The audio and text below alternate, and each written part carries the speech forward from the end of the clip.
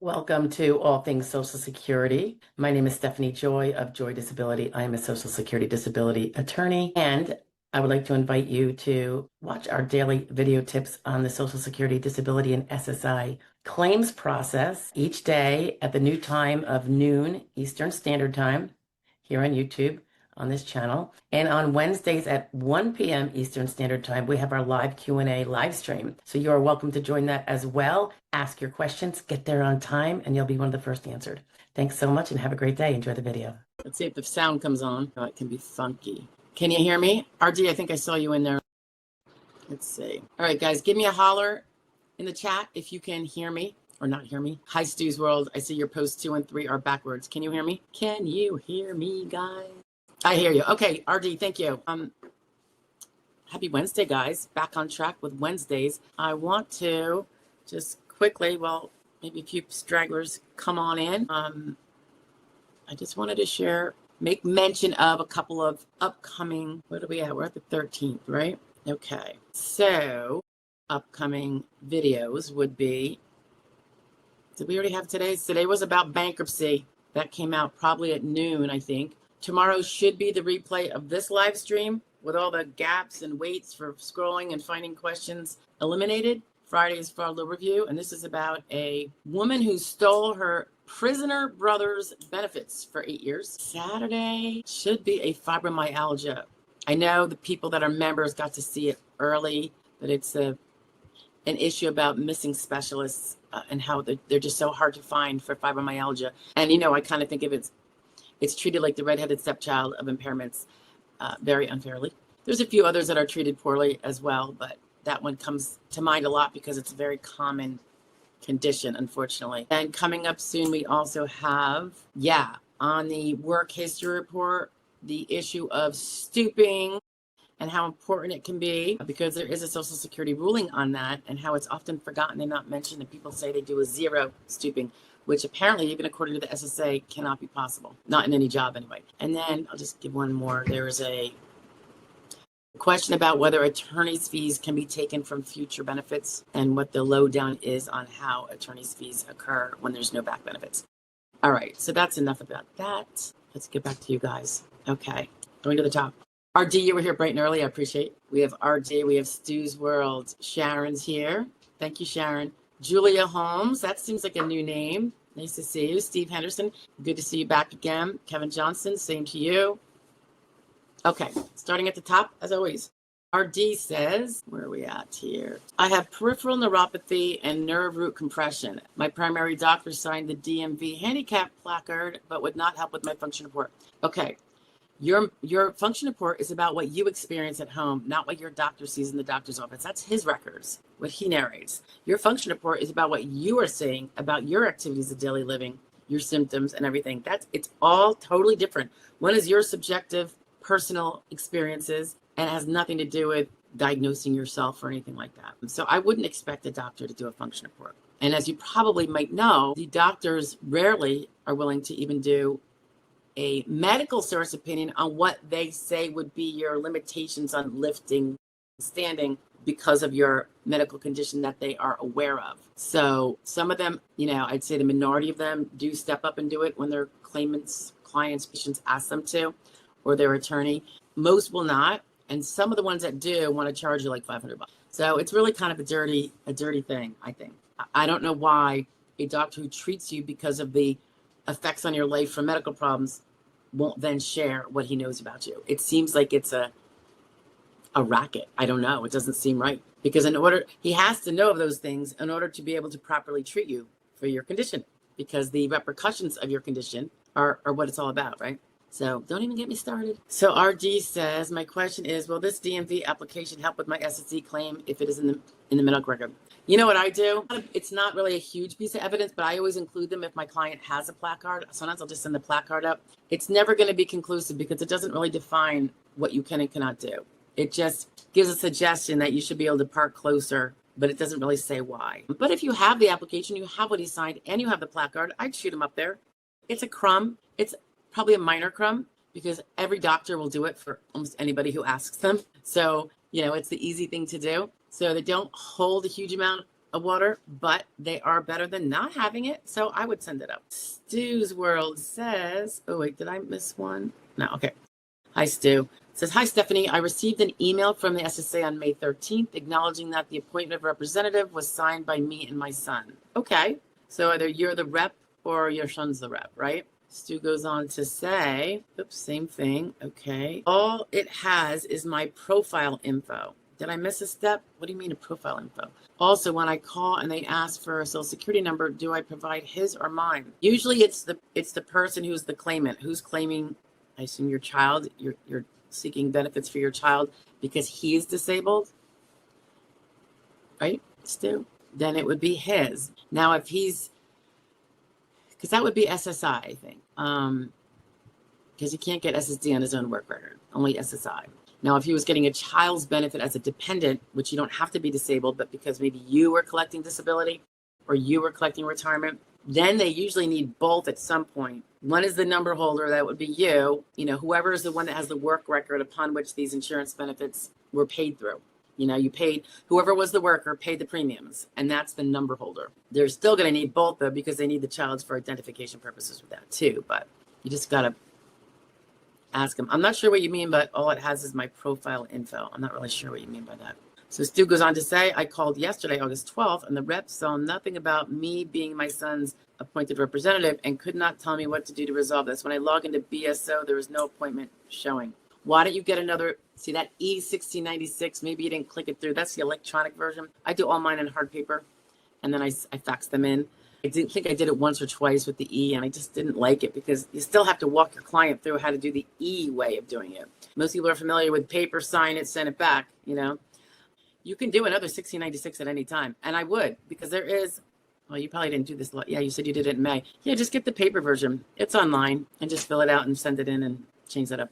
If they might have lost it, it might have gotten lost in the system, right? So that way you know for sure. Okay. Sharon says she hears me. Okay, hi, Sharon. Julia Holmes, good afternoon from Texas. Yes, I can hear you. Thank you, Julia. I appreciate that. Steve, nice to see you. Kevin Johnson is saying hello to everybody from Tennessee. Sharon says, so happy to make it today. I'm so glad you're here too. Can you talk about what happens when a 20-year-old applies and hopefully gets approved for SSI, but has a deceased mother who had SS benefits? Sure. Super, super important, right? So a person who is disabled and is over the age of 18, if they're poor enough, they can apply for SSI. Similar to how they may have been on SSI as a child if their parents weren't wealthy and they weren't wealthy.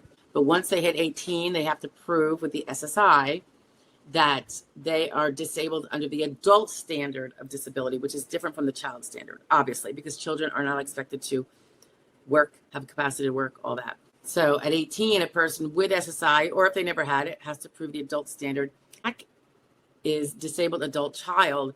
And that would be for that very same SSI kid, young adult, or maybe one who did work a little bit and has a little bit of SSD insured status time period left. But nonetheless, that person, if the parent is collecting or deceased, collecting disability, collecting retirement, or is deceased, that child, because he or she's claiming to have been disabled before the age of 22, can file for the DAC, Disabled Adult Child Benefit, based on that parent work record. They have to prove they were disabled under the rules that will apply to both SSI and SSD, whichever one may or may not apply, because you could be eligible for SSI, for SSDI on your own work record as a young adult if you did a little bit of part-time work, and DAC. And then you're going to get the biggest amount that's available under any of those. So I'm not sure what in specific, Sharon, you would be wanting to know about, but the disability finding the adjudicator makes once that person applies is going to apply to all three. If they had let's say they were now 23 and they're applying for the first time, they have to prove through the evidence that existed before the age of 22 that they became disabled before the age of 22 and remained disabled the whole time from evidence born before age 22. So you do have one shot. I mean, if someone doesn't, sometimes people don't file for DAC until like they're 40 because their parent never, thankfully, passed away, didn't retire, didn't become disabled. And much later, that DAC child can now file for DAC when mom or dad starts collecting retirement. One of the difficulties of that can be that they no longer have the medical records available from when they were before the age of 22. I think I have a video quite some time ago, at least a year ago, just kind of suggesting to parents of disabled kids that you don't know what's going to happen. Get all the medical records now. Get the IEPs from school. Keep a file on it. Keep a paper file. Maybe scan them all in and make them digital too. Keep it all together, because 20 years from now, that child might need that information in order to prove a DAC case and get a benefit on your work record, because they didn't have the opportunity to make a really robust work record of their own because of their disability. And then some kids are disabled, but they're able to work enough to get insured status. They might still have been under SGA the whole time, but you can still get insured status on your own work record. And they might get part their own, part DAC, and if it's really low, part SSI, if they're otherwise poor enough. No savings, that kind of thing. Let me know if you have any specific questions about that, Sharon. I'm just going off broadly here since it was kind of vague. Julia asks, is an outbreak on the bodies is a disability? I'm not sure what you mean, Julia. Do you mean like a skin infection? Skins can have impairments. We have psoriasis, eczema. They might not find it to be disabling from all jobs, but it could certainly be eliminating some jobs that cannot have skin breakouts due to germs and stuff like that. It could be germs for the other people, not to mention the individual with maybe some compromised skin. Think about it. If it's itchy, it could be one that is so distracting that they're not going to be able to do a high-skilled, high-thinking job because of the distraction. And one might be able to prove, if they have this all proven through medical records and their own testimony, that would eliminate some jobs, of course. It's not going to eliminate, for sure, unskilled jobs that you don't need to be much concentrating at all. In fact, you can have a bit of cognitive loss and still perform them, as per descriptions in the Dictionary of Occupational Titles and other things. So it can be an impairment, Julia. Remember, there's impairments that have to be medically determinable impairments, MD. Once there's an impairment, then it has to be determined that there's at least one of those impairments is severe, even if the other ones are not severe. And then they consider them all as to whether it would knock out all jobs in that big bowl of 12,000 occupations we have to dismantle and get rid of for each claimant. So the skin infections can certainly eliminate some jobs. Maybe it would be where that person can't be doing cooking in the kitchen because they can't be touching all the food if they have sores on their hands, for instance. Now, granted, people wear gloves. Perhaps the gloves are not good for the hands, right? Latex or whatever. Salvatore Emma, haven't seen you guys in a while. Okay, just to follow up on SSA emergency memo. Yeah, so refresh me on what that is, because there's a million emergency memos. So give a holler. I don't even know if I did anything on that one. I don't think I've done one recently. So should I look it up? 25046. I can go do that right now. SA 25046. Oops. Nope. I don't want to do that. I'm going to have to read that. You might not be aware, but SSA has always had access to many private things. Once we make a claim, we actually have to give up the right to keep things privately. That's how they know if people are working. They get all that tax information, even though the worker didn't report it to them. So if that's what you're referring to, because I saw that has to do with banking, it's really no different than before. For instance, if you are, let's say you're collecting retirement between 62 and 67, early retirement, you are subject to an earnings test. You have to be largely retired, but you could still earn, I think it's like 20,000 or something, but find the exact number for this year, times it by 12. And if you are, even if you don't report it, that's going to end up biting you in the butt with an overpayment of retirement. Same is true with disabled people who are secretly working and not telling the SSA. It eventually comes down the pike. They've always had SSI people constantly. Their bank accounts are actually, there is some sort of review every month. So when their bank account pops over after the first of the month and it's over the $2,000 limit for a single person on SSI, the SSA finds out about it. So this is not really anything new. They're just probably being more transparent about it now. So I wouldn't worry about it unless you're doing some sort of fraud. I wouldn't worry about it at all. Truly. They've always been in there. Always. And the direct deposit information they collect is really just for the direct deposit. They have to have your banking and routing in order for them to send you your monies. But I didn't read that emergency message, Salvatore. So I will read it later, I suppose. It's probably in the inbox someplace. Hi, Daryl. Nice to see you. Daryl is, I was going to say one of our big winners recently. Not my personal big winner, but for all of us here. Julie says, is stress a disability? Stress is like an environmental thing, and it can also be a symptom. It depends how you look at it, I think, Julia. Like one of the questions on function reports is, how well do you manage stress? And this is usually for mental health folks, because stress is harder for someone who has mental health challenges oftentimes than someone who has none, because people who don't have a disorder or a condition currently with mental health can usually handle stress in a healthy manner, at least for a certain amount of time that's considered reasonable. And then if things start flying south, sometimes long-term stress can make that most mentally healthy of people come under mental health concerns, right? Anxiety, poor sleep, that kind of thing. Julie says, the reason why I ask is because I took an allergy test at the doctor's office and now I have to give my own self allergy shot. Okay, I'm not sure what that has to do with stress, except if you don't like to give yourself a shot. I've never given myself a shot of anything. We were just talking about this yesterday because my husband had been getting B12 shots after he came down with Bell's palsy in October. And the B12, which wasn't prescribed for a number of months after, and then he had to go, did a blood test and he had like 0 B12 in his system. So they were giving him weekly shots, and it really improved his neurological symptoms from the damaged or inflamed nerve, which I forget which nerve it is, or it's this side, I think. One of the 12 cranial nerves. We were saying, too bad they don't let you, because he can't always get there because his doctor is 2.5 hours from work, because his doctor is here and he works over by Harrisburg. So it's kind of a pain on a Friday for him to go. So we were like, wouldn't it be nice if they just gave you the shots and you can give it to yourself? I mean, people do it with insulin. People do it with a lot of things, right? And apparently you're getting your own self-allergy shots, which I think is fascinating, because my children were both supposed to get allergy shots. My son was doing it a lot longer, but now his schedule kind of gets in the way sometimes. But it would be nice if it could be done at home, right? And I'm going to guess that giving yourself the shot stresses you out.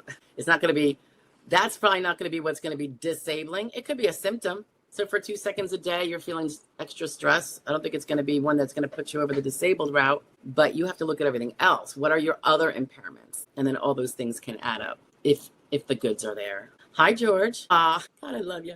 He says it's the best disability lawyer on the tube. Like, share, subscribe. That's very sweet, George. I appreciate the support. Rat's Nest, good to see you again. I wanted to pop in and say hi. I'm in the hospital. Oh my gosh, I got my denial. Spirits are up and ready to appeal. Good. Do that. Keep at it. Don't give up. And I hope you're getting better in that hospital. We'll be thinking about you. Stu says, my post got switched up for some reason. I called yesterday, August 12th, and the rep saw nothing about me being, So I would just send in another 1696. I would fax it into the field office. Stu, you can get it right online. You can have it done today. Boom, fax it right in.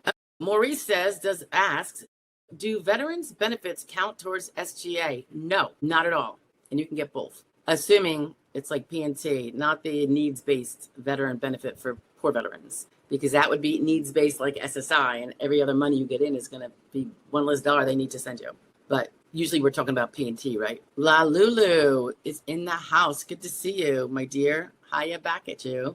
Sharon says, so does the applicant have to apply separately for DAC, or will it occur automatically? Good question. If the SSI application is approved and the adjudicator sees the mother is deceased, I would go ahead and make sure yourself that it gets done. Sometimes I feel like, and I can't say this with certainty, but an SSI application is deemed an application for Social Security. So they're going to see your child doesn't have his own Social Security work record, perhaps, and then you're like, well, then that's going to be the end of the inquiry. I'm not sure, because I have seen where people seem to have to go and proactively say, and because in this case it's a survivor benefit, I know with survivor benefits we had to go have an in-person appointment and all that and present death certificate and all that business. So you're going to want to, I say, do not assume it's going to be automatic, or you might regret it. I would get someone on the phone and make sure there is a DAC application specifically. And I'm guessing your child doesn't have their own work record. Would that be fair to say? So it wouldn't be a typical SSDI case. It would be DAC only, maybe. I would make for sure, and I would make sure the request is kind of in writing, because they're going to have to fill out all the 3368, the function report, if there's work history. Salvatore says, supposedly beginning with SSI, it's always been SSI, yeah. SSI recipients, SSA will soon be allowed to go into your personal bank accounts to survey. They've already been doing that. This is not new. How do you think they nail every single SSI person who gets a $10,000 inheritance, sticks it in their bank account and doesn't report? It's because they can see that. And they do something on a monthly basis, because now I say it's on a monthly basis, and it probably is, but it might be delayed because, or maybe it's just that the SSA people were slow, because they will sometimes not be alerted that they have so let's say they have $10,000 sitting in the account in August 5th or whatever. That's going to count as an overpayment. As over the resources, and assuming it came in the month before because they kept it for an extra month. It's got to be gone by the next month. And they might not get alerted. They keep it in there. They think everything's all hunky-dory, forgetting that they're on welfare and you're not allowed to have a lot of money and collect the welfare at the same time. And they will get something like 6 months later that say, believe you're over the resources, so we're going to terminate your SSI unless you have some sort of justification that would meet the laws or something. Now that 6 months, they've been getting the $900 or $1,000, whatever it is, a month since then. So that's $6,000. They're in overpayment because those payments continued because nobody yanks it out from under your feet until they know to do it. So that's the danger of that. But I did understand that they were going to try to be more timely so that these $6,000 overpayments that really are hard for people to pay back, even if it's their own dumb fault for not reporting it, or they reported it and someone at the SSA didn't process that information and kept the payments going when it should have been, oh, you said you have 10, okay, we got to halt this. If you spend it down and now you're below the 2,000, let us know. We'll pop your SSI benefits back in.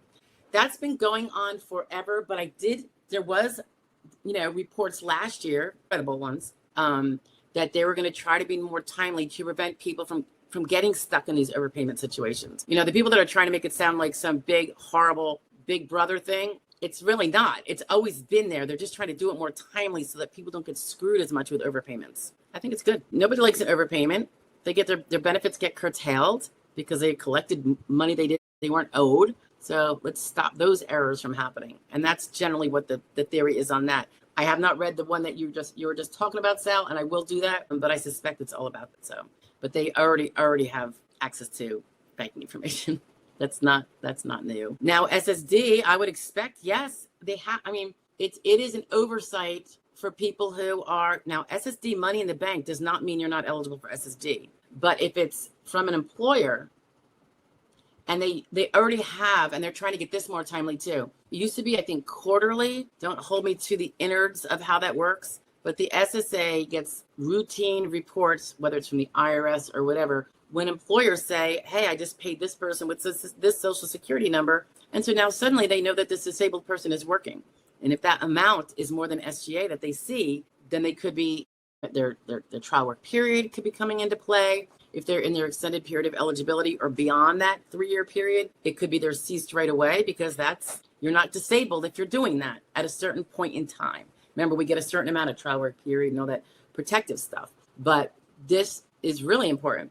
Now, Social Security retirement, it's only important if someone is collecting early retirement because they're claiming to not be working beyond a certain amount. So once you're 67 or whatever your full retirement age is, you can earn $1 million. You're totally entitled to, and it's not going to affect your Social Security retirement insurance benefits because that's what you bought in for. It's the early retirement people that have claimed to not be working, beyond the earnings limit. And if they're not being honest about that, whether it's accidentally by mistake, they forgot, had a brain fart, whatever, the SSA has to learn about that because it's sending money to them that they're not owed. And that stuff all depletes the Social Security funds that we're also concerned about. Yet no one wants to seem to do anything about the errors that make money flow out of there where it shouldn't be. So they're just trying to tighten up all those obvious things. And those things were already in existence. They're just trying to do it on a more timely basis so people don't get stuck with overpayments that could have been prevented had the SSA been aware at an earlier date. Because I would say probably 90% of overpayments are inadvertent, ignorant mistakes by the claimant. It's not on purpose. They're not trying to defraud the SSA by getting this money they're not entitled to. They just didn't realize. So if they can be prevented from their own errors, which also cost the funds a ton, because more often than not, the person's going to, if they're hard up for money, which most disabled people are, for instance, they're going to not ever be able to pay it back. They're going to be on a payment plan, one that $20 a month or $50 a month or whatever. If they're 60 years old, what's the chance of paying back $50,000 at $20 a month or $50 a month before you pass on to greener pastures, right? So, we do the overpayments to just get back what one can without decimating somebody and putting them on the street. But it's never going to actually pay it back. So to prevent the overpayment to begin with is really critical. And I totally applaud it. And they've already had access to your bank. And so that's nothing new. It might just be that they're going to be using it in a more timely fashion instead of sitting on it. People report when they're working and they send it in, they're doing the right thing. And then sometimes the SSA people don't do anything with it. So until 9 months later, and they're like, you have a 9-month overpayment. We didn't shut you off back when you told us. Another person is going to be stripped of the next 9 months of payments, to pay it all back of what they weren't supposed to get. I mean, that's a real shame. And it creates such a hardship for the claimants, aside from really, really putting a crunch on the funds that shouldn't be there. So to prevent it by having more accurate, timely information that they already have access to, I think is good. Robert Bruce. Oh, you have two first names. Me too. Thank you, Robert. Good morning to you too. It's actually good afternoon here. I'm Eastern time. John Kalamas. Hi, Stephanie. Can you talk about how SSA tracks monthly SGA? Do they look at yearly IRS earnings, or are we required to provide all of our monthly payroll information when we file for SSDI? Thank you very much.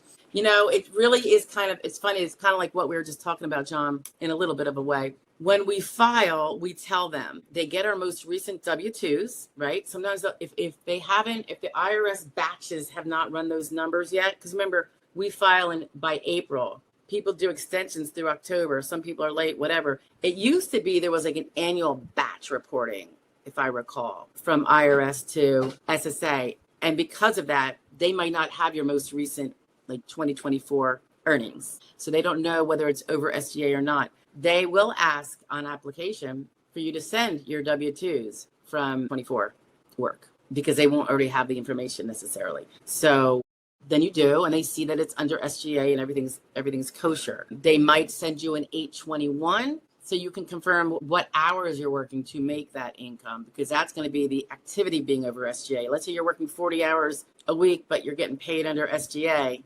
You're still going to be not able to file a claim because your activity is SGA, even though you're not taking a paycheck for it, all of it. Let's see what else is in your question. They do look IRS. Yes, they're definitely, those two fingers are together, IRS and SSD. I always felt like, and we were just talking about the fact that sometimes you would report something and the SSA didn't do anything about it, and it turns out you were over SGA. You just didn't realize, some people don't keep on top of the rules, and SSA doesn't do anything with it. Now you have a year-long or 3-year-long or 6-month-long, whatever, overpayment, which is devastating. I always say, just report. Like when you tell them you're working and you're making $1,000 a month, that's under SGA. That's actually even under trial work period amount. And they will often say, okay, if it changes, let us know. And the written narratives they give you in letters once you win says, if anything changes with your work, let us know. That way they can see, well, okay, she's under SGA now. She's going to tell us if she changes that. And we will look again and see if the change means it's over SGA or TWP or whatever. So I still, even though sometimes the SSA people will tell people, don't even tell us about it. I'm like, tell them anyway, and send it where you have tracking that you sent it. So if it ever comes up later, not that they usually generally assume it's by accident. There's no big allegations of fraud or anything, particularly when you're doing a W-2 job where there's no fraud possible, really, because your employer is reporting. But at least you've got hey, I was reporting it all along. They just didn't do their job. It's not going to get you out of an overpayment, but it certainly is going to defeat. If there were ever going to be allegations of fault, it would be that there was no fault. You reported it as you were supposed to. Yeah. So when you file, John, if you're still working, you're going to provide that stuff. The 2024 pay stubs, tax returns sometimes. If it's self-employment, it's a little more complicated, but we see that all the time too. Salvatore, Emma, you're very welcome. And thanks for bringing up that. I'm going to go check it out, hopefully later today, just to see what the latest update is. Robert Bruce says, I have a question. I'm 100% disabled, mental and physical, in my 60s. I got on disability in 2003. I think I have Medicaid, but they said if I tried taking a job, I would lose my Medicaid, like answering phone. If you're on Medicaid, that means that you are on the poorer side. You could have SSI, Robert, or you have D. Remember, SSI is the welfare program called Supplemental Security Income. It is handled by the SSA as one of the disability programs, the other one being SSDI or SSD, Social Security Disability. I know they make those acronyms very similar. I think one almost has to think they did that by design to confuse people. One is welfare, SSI. One is not welfare. It's insurance that you bought, SSD. So if you were a worker sufficiently close in time to when you filed and claimed to be disabled, Robert, that would be SSD. However, and sometimes people with SSD, you're eligible for Medicare, but if your SSD is low enough, you might be poor enough for Medicaid as well. And sometimes a person could be dual eligible, and sometimes the Medicaid will pay the Medicare premium, which is like $180 or $185 a month. Plus it may pay for the copays and the deductible for the Medicare. Because Medicare is more like regular insurance. Medicaid is kind of like everything's free for the recipient. It's welfare for, needs-based. They need it, supposedly, and most do. I think they're saying if you take a job, your income might go up such that you are no longer poor enough for the Medicaid. So your Medicaid program, which is a local program, each state kind of gears it the way they want it. You want to find out, well, can I earn anything and keep my Medicaid given what I have from SSI or SSD? You really want to maybe talk to a caseworker there and find out. Because I know if you're kind of jonesing to do a little bit of part-time work, which I think is great because it's great for the mental, it can be great for the physical, getting you up and out there, social, all that kind of stuff. Just find out what, if anything, can you do in terms of earning money at a gainful job, but very, very part-time. Maybe they'll say you could do 6 hours a week if you're only making $12 an hour. Maybe not, but you got to find out before you risk it, I'd say. Randy, hey there. My job requires lifting 70 pounds occasionally. I believe that falls in between heavy and me. I want to say it's heavy. I think medium goes up to 50. And then after that, it's heavy, I think. Yeah, Randy, that's a lot. It does, I forget your vocational profile, but it does lend itself, that kind of work, to potentially having an easier route to a grid if you're over 50, particularly if you're over 55. But yeah, that's pretty heavy. There's plenty of jobs that have that kind of mandatory lifting ability, but most jobs do not. And most people can't do that. So yeah.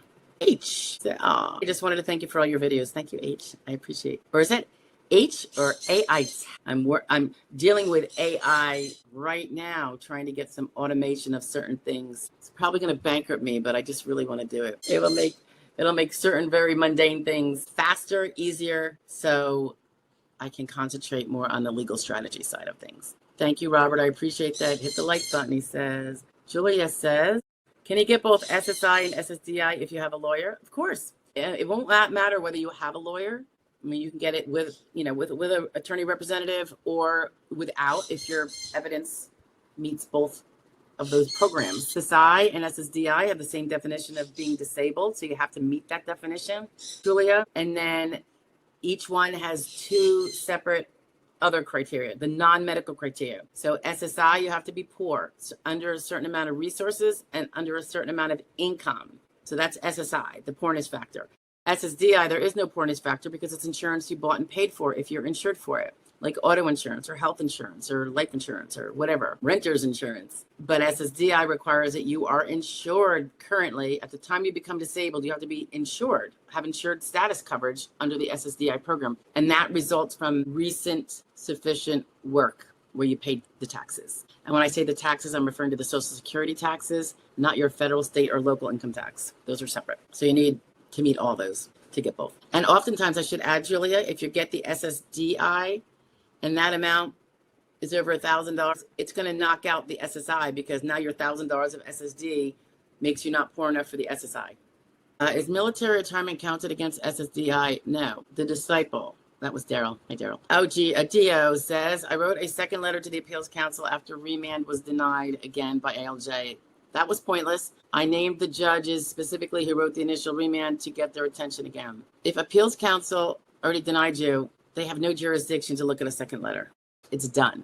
You have to just take the action. Although maybe you wrote a second letter to the Appeals Council after remand was denied again by the ALJ.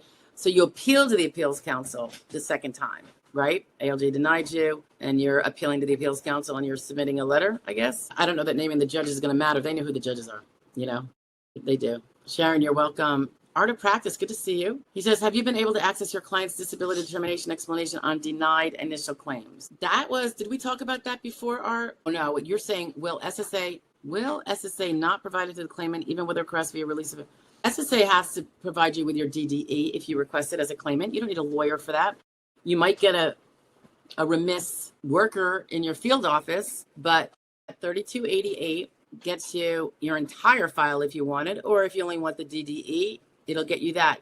And they have to do it. And the POMS says they have to do it. And they can't deny you that DDE. I can, and I haven't checked the reliability. You know, as of June 7th, we were to have access to the A section, which has the DDE. I did notice that it only seemed to be new cases or new DDEs that were getting plopped in. Cases that were already in I could see the cases. The folder A showed up, but the DDE wasn't in it. So I know there are, some glitchy little things coming out of that. I haven't checked lately to see if they've gotten that squared away yet. I don't know. But when I get a new denial, if I get a new denial, DDE should be in there then, because now the A section is existing. But if you don't have a attorney rep, you should definitely be able to get it from the SSA field office. And don't let them say they can't. Be polite and everything, of course. Get more bees with honey, but do not let them tell you that they can't give it to you. They might say you have to fill out a 3288. Fine, just do it. It's online. It's really important because it's going to tell you a lot. It's going to tell you what the RFC they assigned to you, which is probably what got you denied. Yeah, it's important. And it'll tell you a bit about if you're awarded. I think it's not bad to have it either, because you're going to have a CDR one day, and that's kind of like your comparison point information for later. MIM, Dr. Seuss. Hello, an SSA rep is reviewing the ALJ decision of a non-medical requirement for disability. What does that mean? Okay, Sam, you got your ALJ decision. Was it an award? I assume it was. You've seen your ALJ decision, right? So if the ALJ awarded you and now it's going for non-medical review, that's usually just a formality. If you already know you have an award, it's just to make sure they double check that you actually were insured, make sure you're not a fugitive, a fleeing felon. Yeah, things like that. Any offsets, if you have like arrearages and alimony or child support, they need to know whether they need to take that out before they pay you. Jerome Barlow. Hi, Jerome. If your grandmother had rights over you and was your payee, meaning my mom signed over her rights, they both received SSI and both are deceased, do I qualify or anything else if I'm approved? Probably not. So I take it your mom and your grandmom were on SSI welfare. They have since passed. You are disabled and you are filing for SSI or Social Security disability depending on your work record, right? And if you're poor enough, the only way that anything that they had, particularly your mother, unless your grandmother adopted you, but it doesn't sound like it. It sounds like she maybe just had custody. If you could prove that you were disabled before the age of 22, and if your mother had a work record, you could perhaps get DAC, disabled adult child benefits, under her work record, if you prove you were disabled before you were age 22 through medical records, and that it continued to the present. Otherwise, there is no parent to, collect off of their work record. That is the insurance they bought. If my child is disabled before the age of 22, I want my insurance to pay a benefit to them. Jerome says, I was a child when I received benefits also. Again, now that was, if you were disabled as a child, then that means you were collecting SSI. And which makes sense, like if your mom was SSI, that means she was kind of poor, your grandma, so that you as a child were poor enough because our parents' money is deemed down to us. And that's how you could have gotten SSI as a disabled child. We don't get SSD as disabled children because we don't have a work record, but we could get dependent benefits if our parent had Social Security disability insurance benefits coming to them, or retirement benefits, because then we could get a dependent insurance benefit based on that while we are a dependent. But that sounds too, Jerome, you were disabled as a child. If you can prove that disability was also disabling as an adult, from medical records before your age 22 and every year since, you could get DAC perhaps if your mom ever had a Social Security insured status for like retirement vested. She didn't have to be getting disability to get that, because that has a whole nother set of requirements compared to retirement. If you are filing for SSI now, Jerome, they are supposed to check for SSD, but they don't always check for DAC. So you might want to inquire about that if you had a parent who ever became Social Security vested and is now passed or disabled or retired and collecting. You may as well try for both, right? SSI and DAC. DAC is, I think, the preferred one. Sometimes you can get both. If the DAC is so low, you're still going to get a little boost from the SSI. Lulu says, we've had injectable B12 prescriptions in my household for daily and or weekly at-home use. Very fine, short needles make it easy for self-administering. Cost is reasonable. Wow, that's really cool, and that makes sense. Why wouldn't they offer that to him? Instead of him having to take part of a work day off? Very infuriating. You know how Scarce days off are personal days, vacation days, and all that. Hi again, Randy. Randy says to go from medium heavy down to light, I have to go down 1.5 levels to make it to light to qualify for the grids. You have to prove, okay, 59 years old, Randy.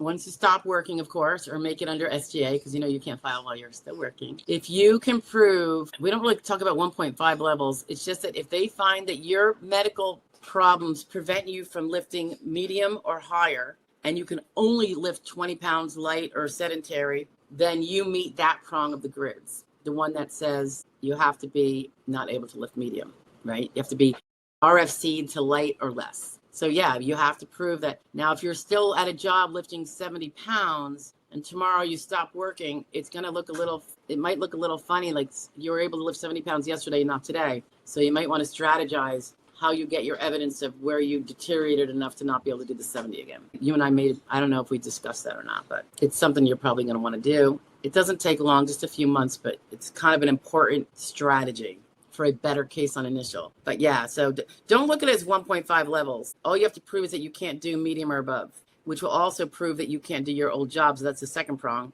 And the third one is that you can't transfer those brainiac skills from the job you did to something sedentary light that they say you could now do.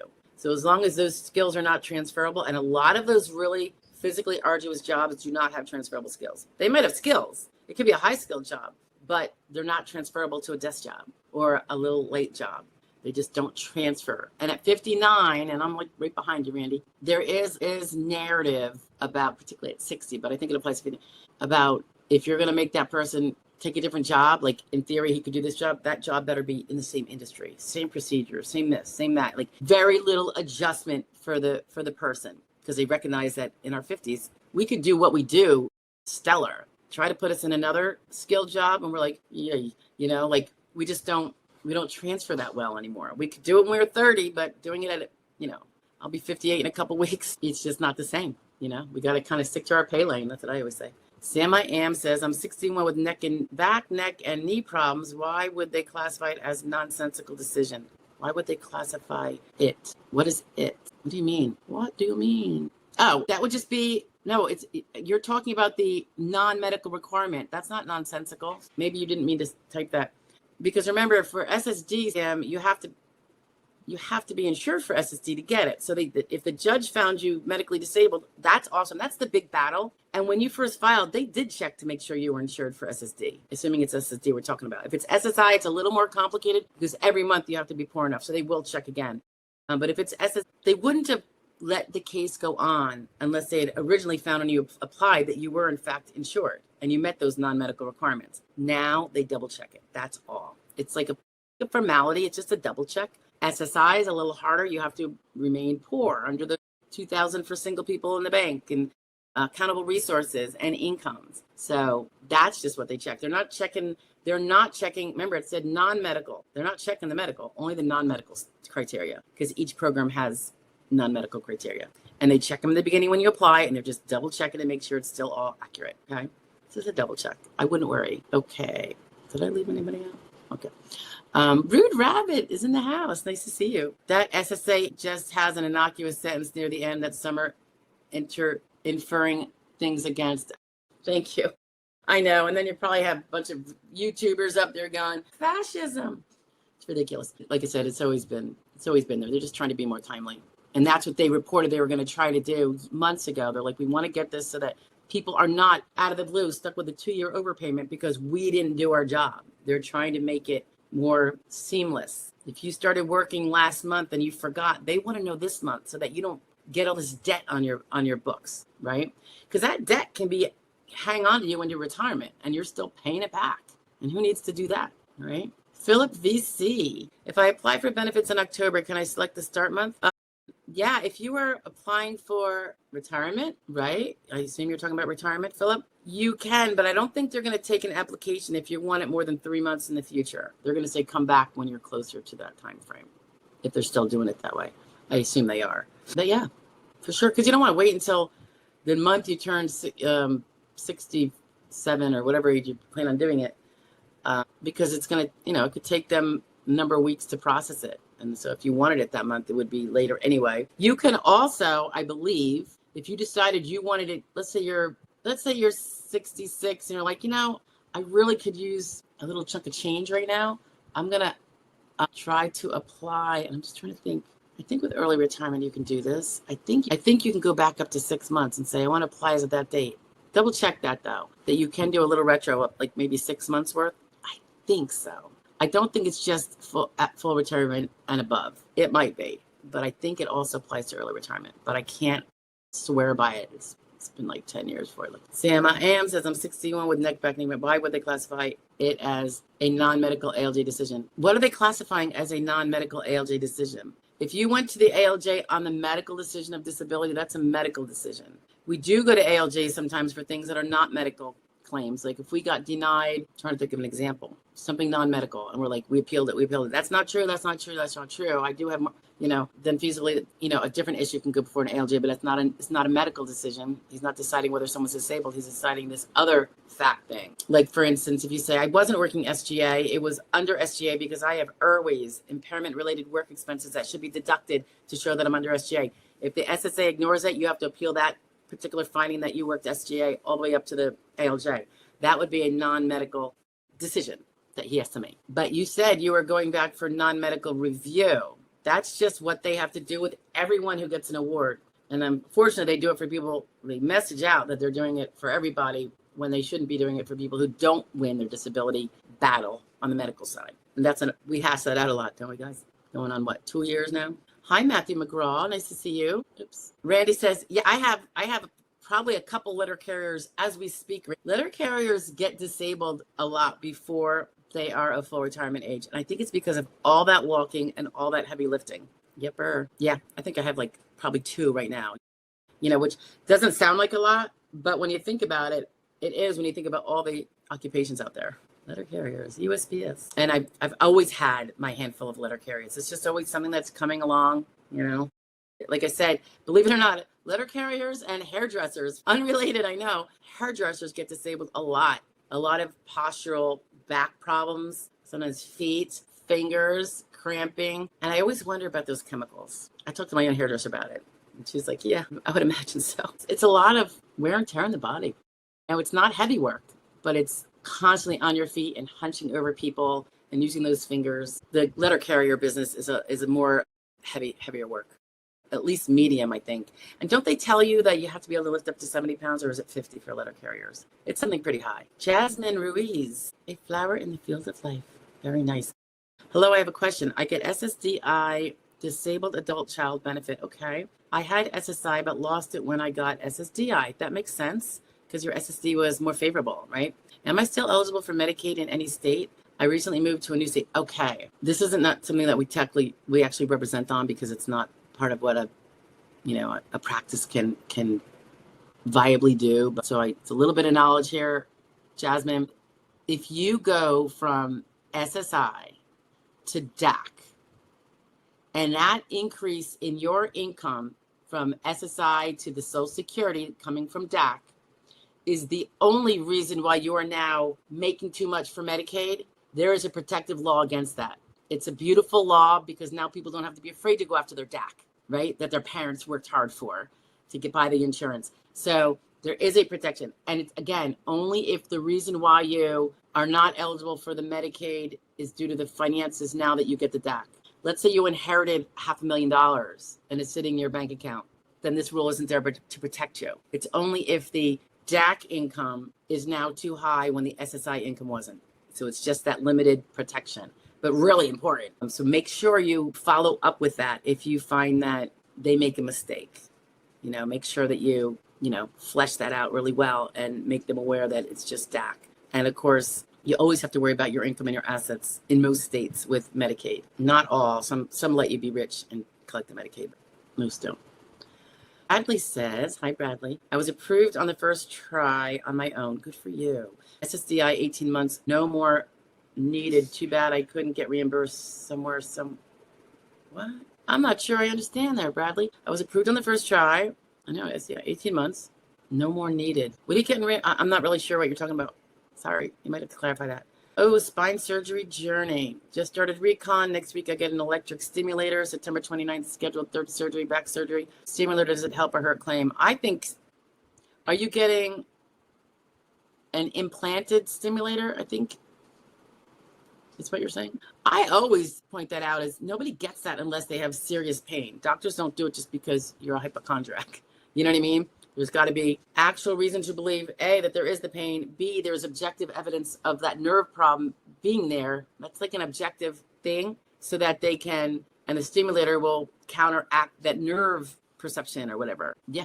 So does your lawyer agree? I think spinal stimulator treatment, when they actually implant it, I think it's big. I jump on that. I shove it down their throat. You know, like nobody wants this machine in their body.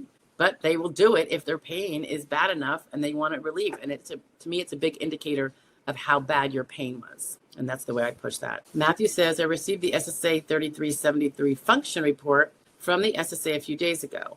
I'm intimidated on how best to fill it out because I have 35 disabilities, plus I sent 19 supporting evidence documents. Okay, you just got to do the best you can. Maybe try to do a page a day. You might need to get an extension. They'll give you another 10 days if you ask for it. Even if you don't, I think they will. We have a playlist function report and it goes by number. So when you're on a particular number, Matthew, and you want to, let's say you're on number 5, maybe go watch those. You know, it might give you some ideas of what is probably helpful to include, what would not necessarily be helpful, might be redundant. And most of the numbers we have covered. And remember, it's about your limitations, not so much reiterating your 35 impairments. It's about how they limit you for those, you know, create the symptoms, limit your activities of daily living in all the different ways that they discuss there. So for every question, you kind of want to point out how you can't do that thing normal. Like, let's say you do have a dog and you feed it, but maybe you only feed it twice a week and your spouse does it the other 5 days because bending over into the bag to get the food out. I'm just giving you examples, but you want to emphasize what you don't do. You have to kind of explain what you do, but in a way that shows how you don't do it normal or fully or completely or timely or without help. Yeah, Matthew's also emphasizing that no 2 days are the same, right? That's true of probably everybody I ever deal with. So I would say I wouldn't even go for the average day. Maybe, I would go towards the worst days, unless they're rare. If 3 days a week are terrible days and you're in bed, those are the days I'd probably be focusing on.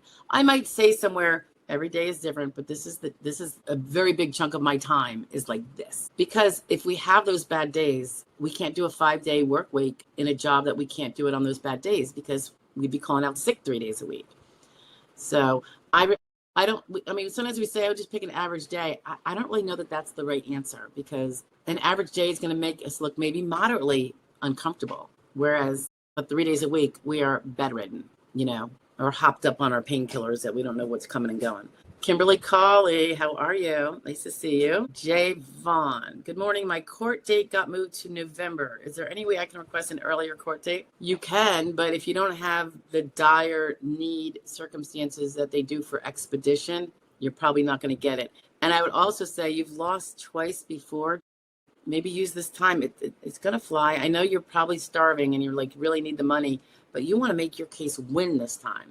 It's failed the last 2 times. So you want to use that, make the best of that time, give that judge something that wasn't there for the adjudicators below and they denied you. So whether that's getting updated MRIs, you haven't been to a specialist in a year for that particular problem, get in there and get your complaints heard by all your doctors. So those medical records that you'll be getting to give to the judge before the hearing, before say 10 days before the hearing, use that time to make it strong. Because what's the point of rushing for a hearing that you're going to lose at, right? Just increase your chances as much as you can so that this is the end of it, that you prevail and you get to move on with your benefits. RD says, I am 56 and was a hairdresser for 38 years. What career would be transferable? I don't know. I have lifting, standing, and sitting impairments, 10-pound restriction.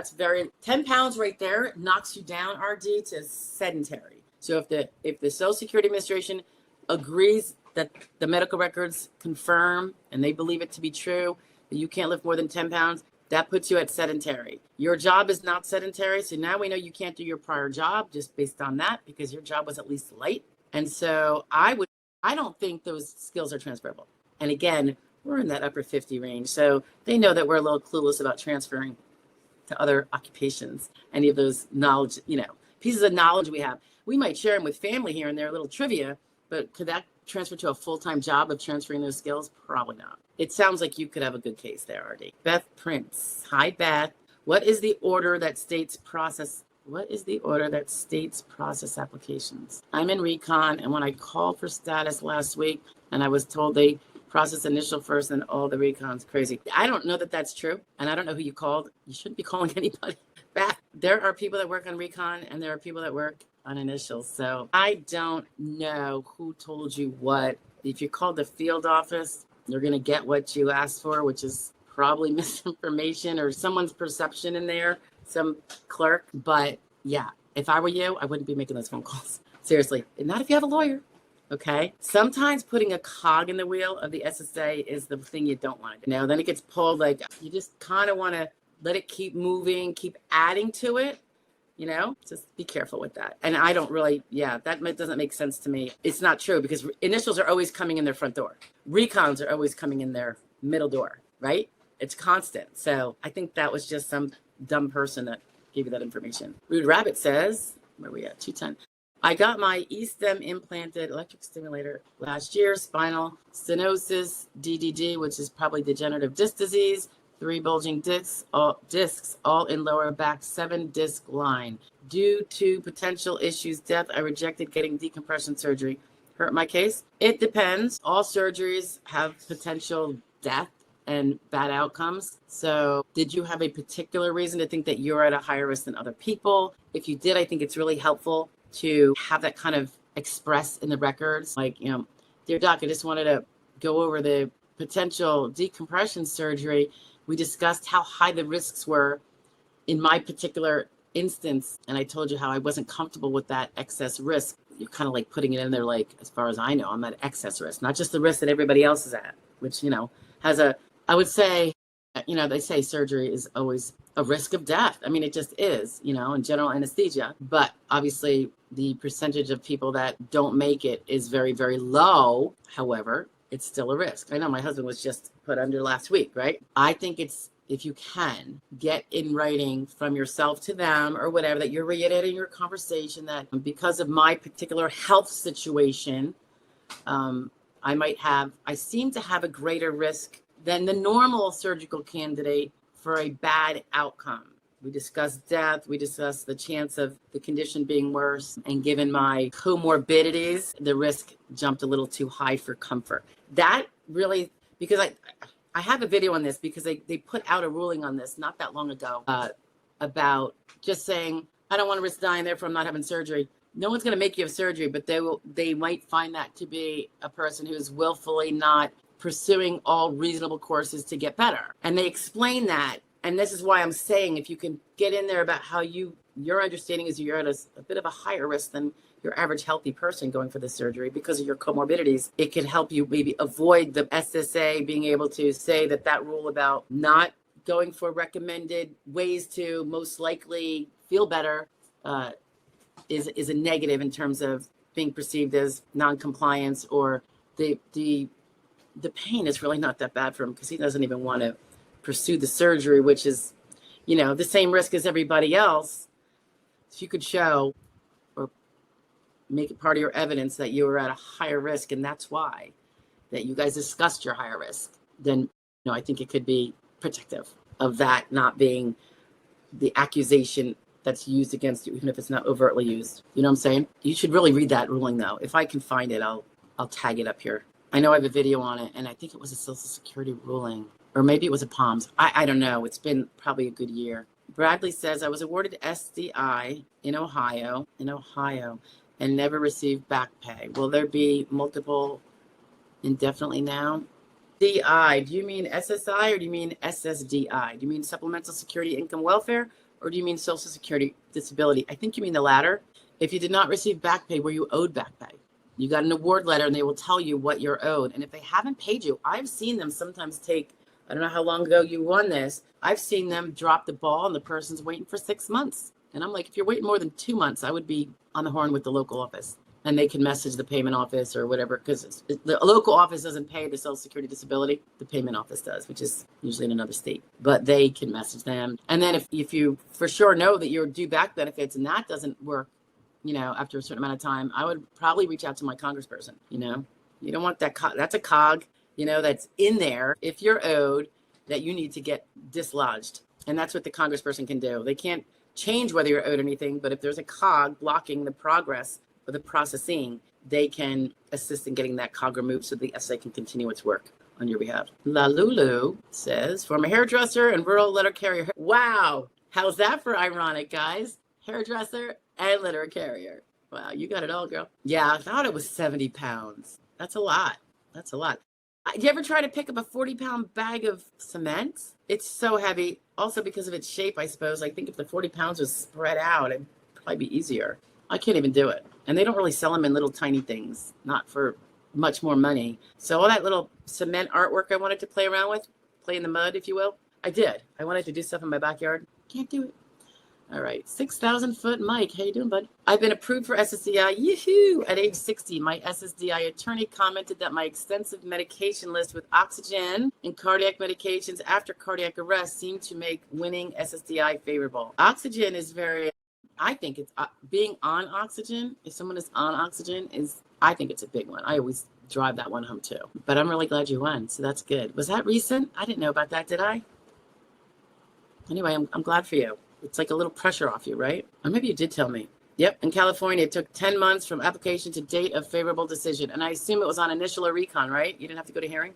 Hey, Dimple. Better late than never, girl. Matthew, if I got the function report from SSA, does that mean I did not meet a listing? Or do people that usually meet a listing also get told to fill out the SSA? They do look first to see if you meet a listing before they develop your RFC. However, I don't know that means... because a lot of times they send out the function report before they even get all the medical records, and they need all the medical records before they can figure out if you meet a listing. So just the fact that you got the function report sent to you and you have to do it doesn't mean that you've already not met a listing, because they have to get all the medical records. And nowadays they don't wait to get the medical records and then send you the function report. They send it all out because they want to move this case as fast as possible for you and for themselves, of course. So don't take that. The fact that you got the 3373 function report requested does not mean that they reviewed you and rejected you for a listing, for sure. Okay, Bradley clarifies. I was approved for SSDI on the first try, but never received back pay. It took 18 months to get approved.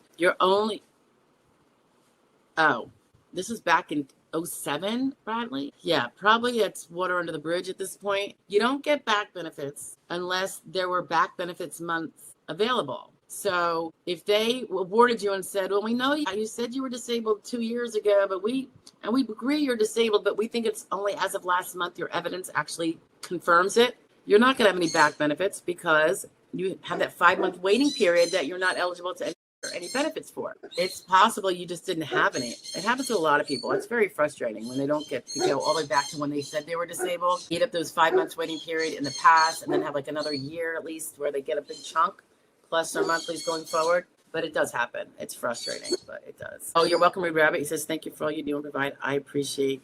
Thank you for being here. It wouldn't be any fun without you guys. That's for sure. I love my Wednesdays. It's fun. Are we getting extra money? From who? I want my piece. Peter, don't be believing people who say you're going to be getting extra money, that they're going to hand out money, that money falls from trees or unicorns or anything like that.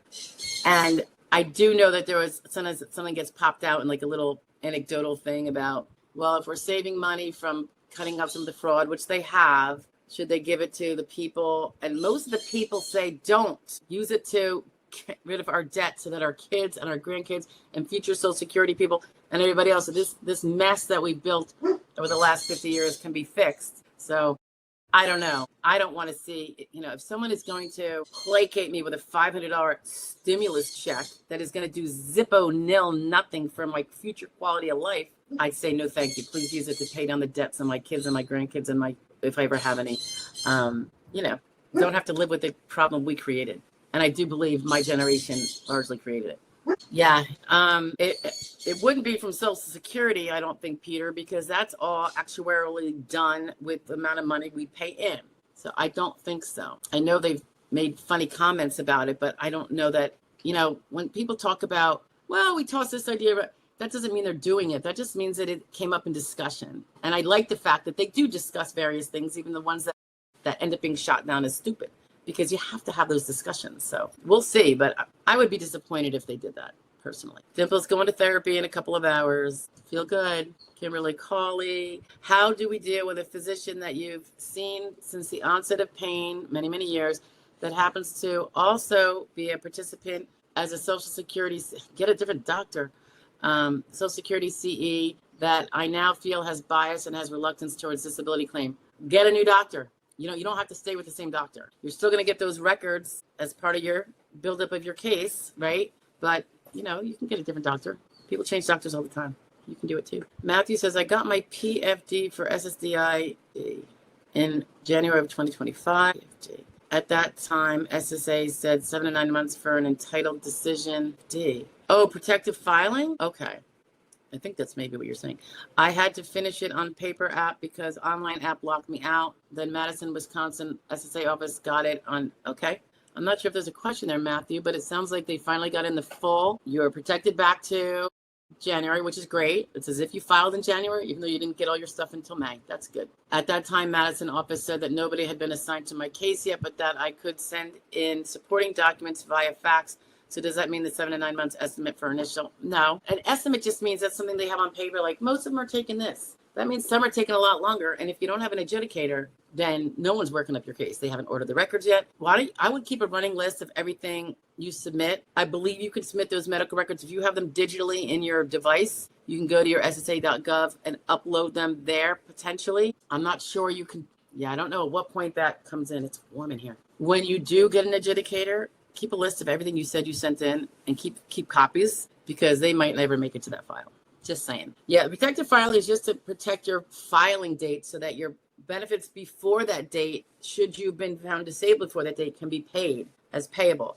If your SSD application date was May, then they found you disabled as of May, you would have 5-month waiting period where you're unpaid. Going back to January, they can go back 12 months of benefits that could be paid you, should it be that they find you have an onset at least 12 months before then. So that's the beauty of the protective filing. It can actually save you many months of back benefits that would not be payable to you, even if you prove you were disabled during those months, because they never pay more than 12 months before the date of application. You got it clinched as of January instead of May. So that's good. That's good. So just because I received an SSA 3373 to fill out doesn't mean that somebody's been assigned to my case. No, I would say that usually comes from the adjudicator. Now, sometimes I'll see a cover letter where there's no adjudicator's name and it just says the DDS. So it makes me wonder if that DDS office is automatically shoving them out, even when there's not an adjudicator. But I don't think so, because they're just going to have to make you do one again in 6 months if it takes that long to get an adjudicator. So I do tend to think that there is an adjudicator if you go to the 3373. That 3373 cover letter has a phone number on it. I suggest you call it and find out. Matthew says he understands how the protective filing date protects his back pay or when his application started. My question is, does it also hold? There isn't. No, it doesn't, because you never got your whole application. They couldn't ever push you forward. Like, you waited till May, not your fault, to get the rest of the paperwork in. That all the same steps have to be taken. So they're not going to jump you ahead of someone else who had all their stuff in before you did. Adjudicator, even if your SSA office is the slow one, Matthew, and they don't get you processed and everything for 8 months, and then you get an adjudicator, the protective filing is only about what you just mentioned. It's not about giving you precedence over, someone else who got their stuff in before you because they didn't have a protective filing date. You know what I mean? Oh, ICP user, and then a name and a phone number. Yeah, just call. Just call. No, I know you didn't wait. It was all that blundering because their system shut you out. I totally get it. But the point is, it is the way it is. You don't get to, the protective filing is for a totally different reason. All right, guys. I don't know that we have any more questions. Shall we call it a day? It's been about an hour and a half. I'll give you guys a couple minutes in case somebody does have some questions they want to pop in. Otherwise, we could just call it a day. It is a little warm in here. Anything else going on? Anything wild and crazy? Did you guys see there's new compassionate allowance? 13 new compassionate allowances have been added to the compassionate allowance list. I just did a video on them just to get them out there. It won't come out probably for a week or so. It's got to wait its turn, but I just wanted to get it done.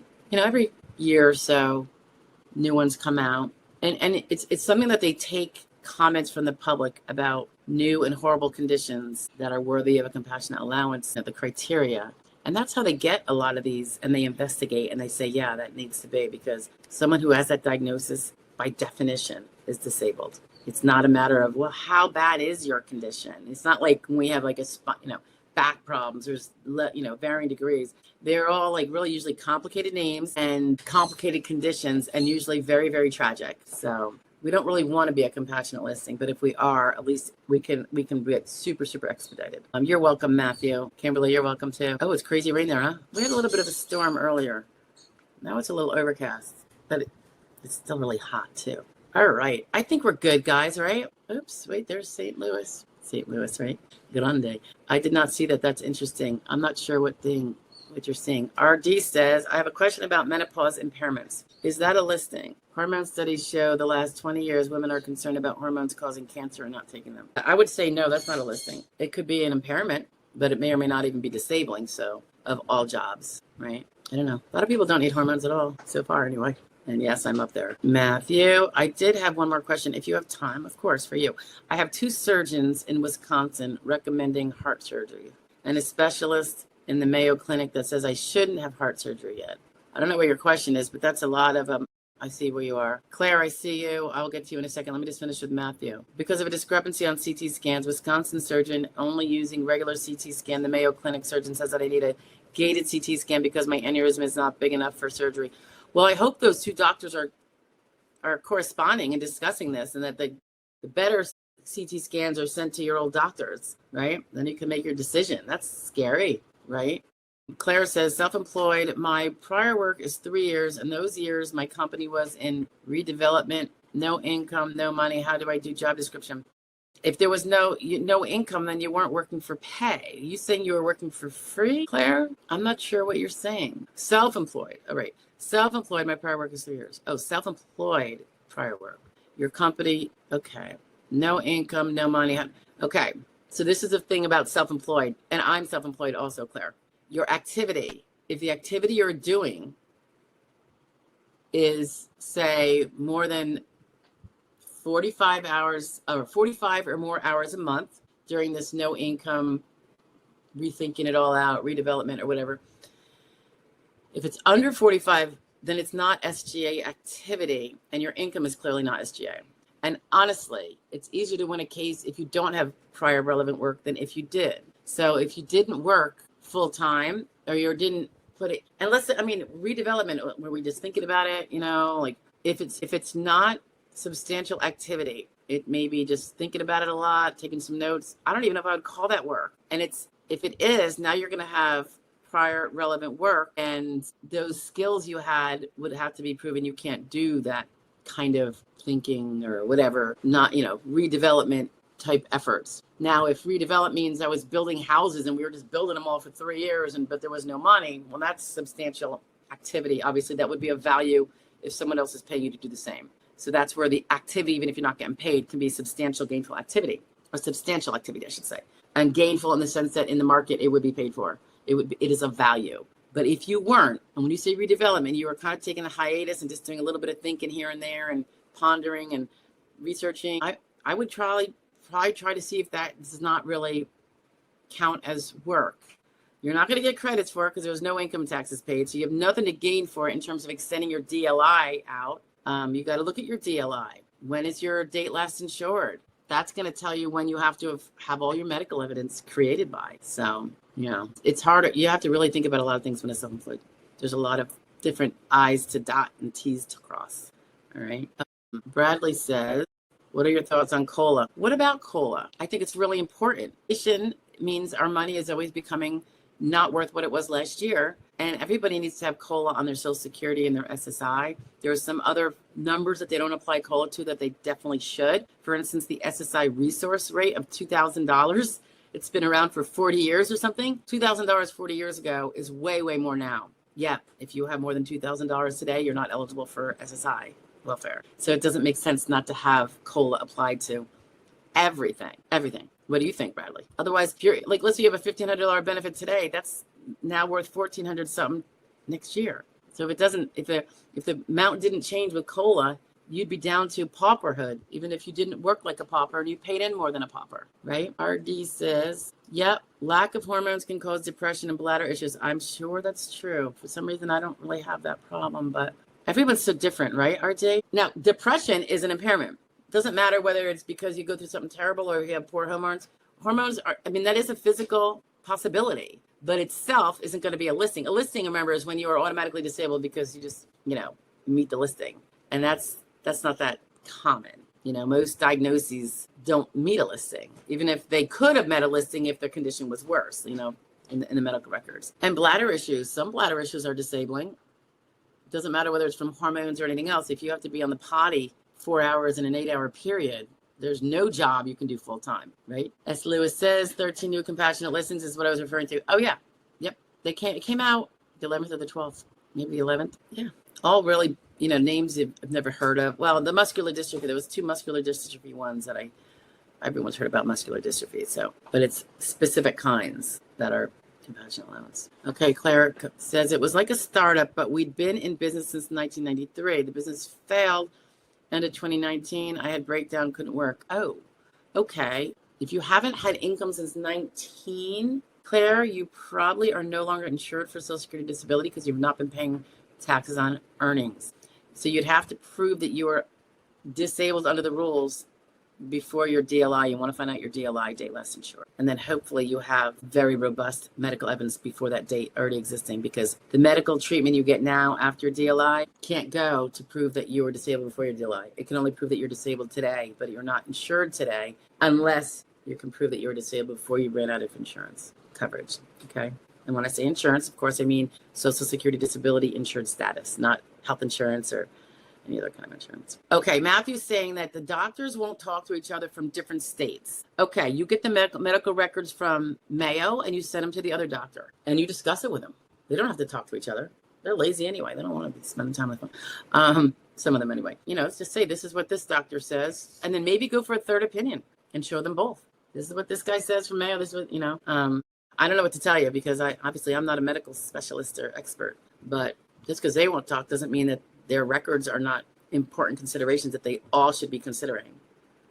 I mean, other opinions are very important. Not every doctor's perfect. They might have missed something, or they'd be like, oh yeah, maybe, So my question is, says Matthew, can I get penalized from the SSA where they can try to say that I should have had the heart surgery, even though I can't imagine, Matthew, that happening, that you get penalized for not doing the heart surgery when a medical doctor says it would be too risky and it wouldn't work. All you need is one guy. Now you've got a 50. I mean, that's a significant impact. It's not like you didn't have that guy and you did, and heart surgery is pretty intense. I would submit it from everybody to the SSA.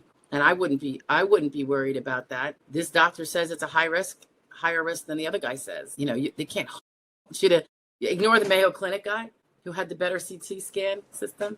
Nah, they won't do that. Okay, not sure how to describe the job, works full time. Well, then you're going to have a little problem because your DLI is going to be done and your work activity is going to be counting as if you, depending on how you present this, you were working all that time, so you can't be found disabled at that time because you were working, even if you weren't getting paid. That's the thing about self-employment, because our activity, creating study content for architect license exam. I don't know what to tell you. If you were doing it full time, you were working full time, you weren't disabled, but you weren't making money, and now you probably don't have insured status. So, if you're able to work part time now and get that insured status back, you can do that. That's by earning those credits. I have a bunch of videos on that. If you believe now you can't work full time and you're not going to be, even if you work, remember you can work part time, earning under SGA and still make enough to get all 4 credits for the year for insured status purposes. And it could take you anywhere from 1 quarter to 5 calendar years to get insured status back again. Probably something less than that if you hustle, because you do have the 5 years before that, and it's all within that 10-year window, scrolling 10-year window. Hey, Gemini, filed disability in October 2024, just received letter for consultative exam for physical and mental. Filed disability. Had stroke in June of 2024. Okay, prior to applying. What's the time expected for approval? There isn't a time expected for approval. 6-year-old, stroke, diabetic, high blood pressure.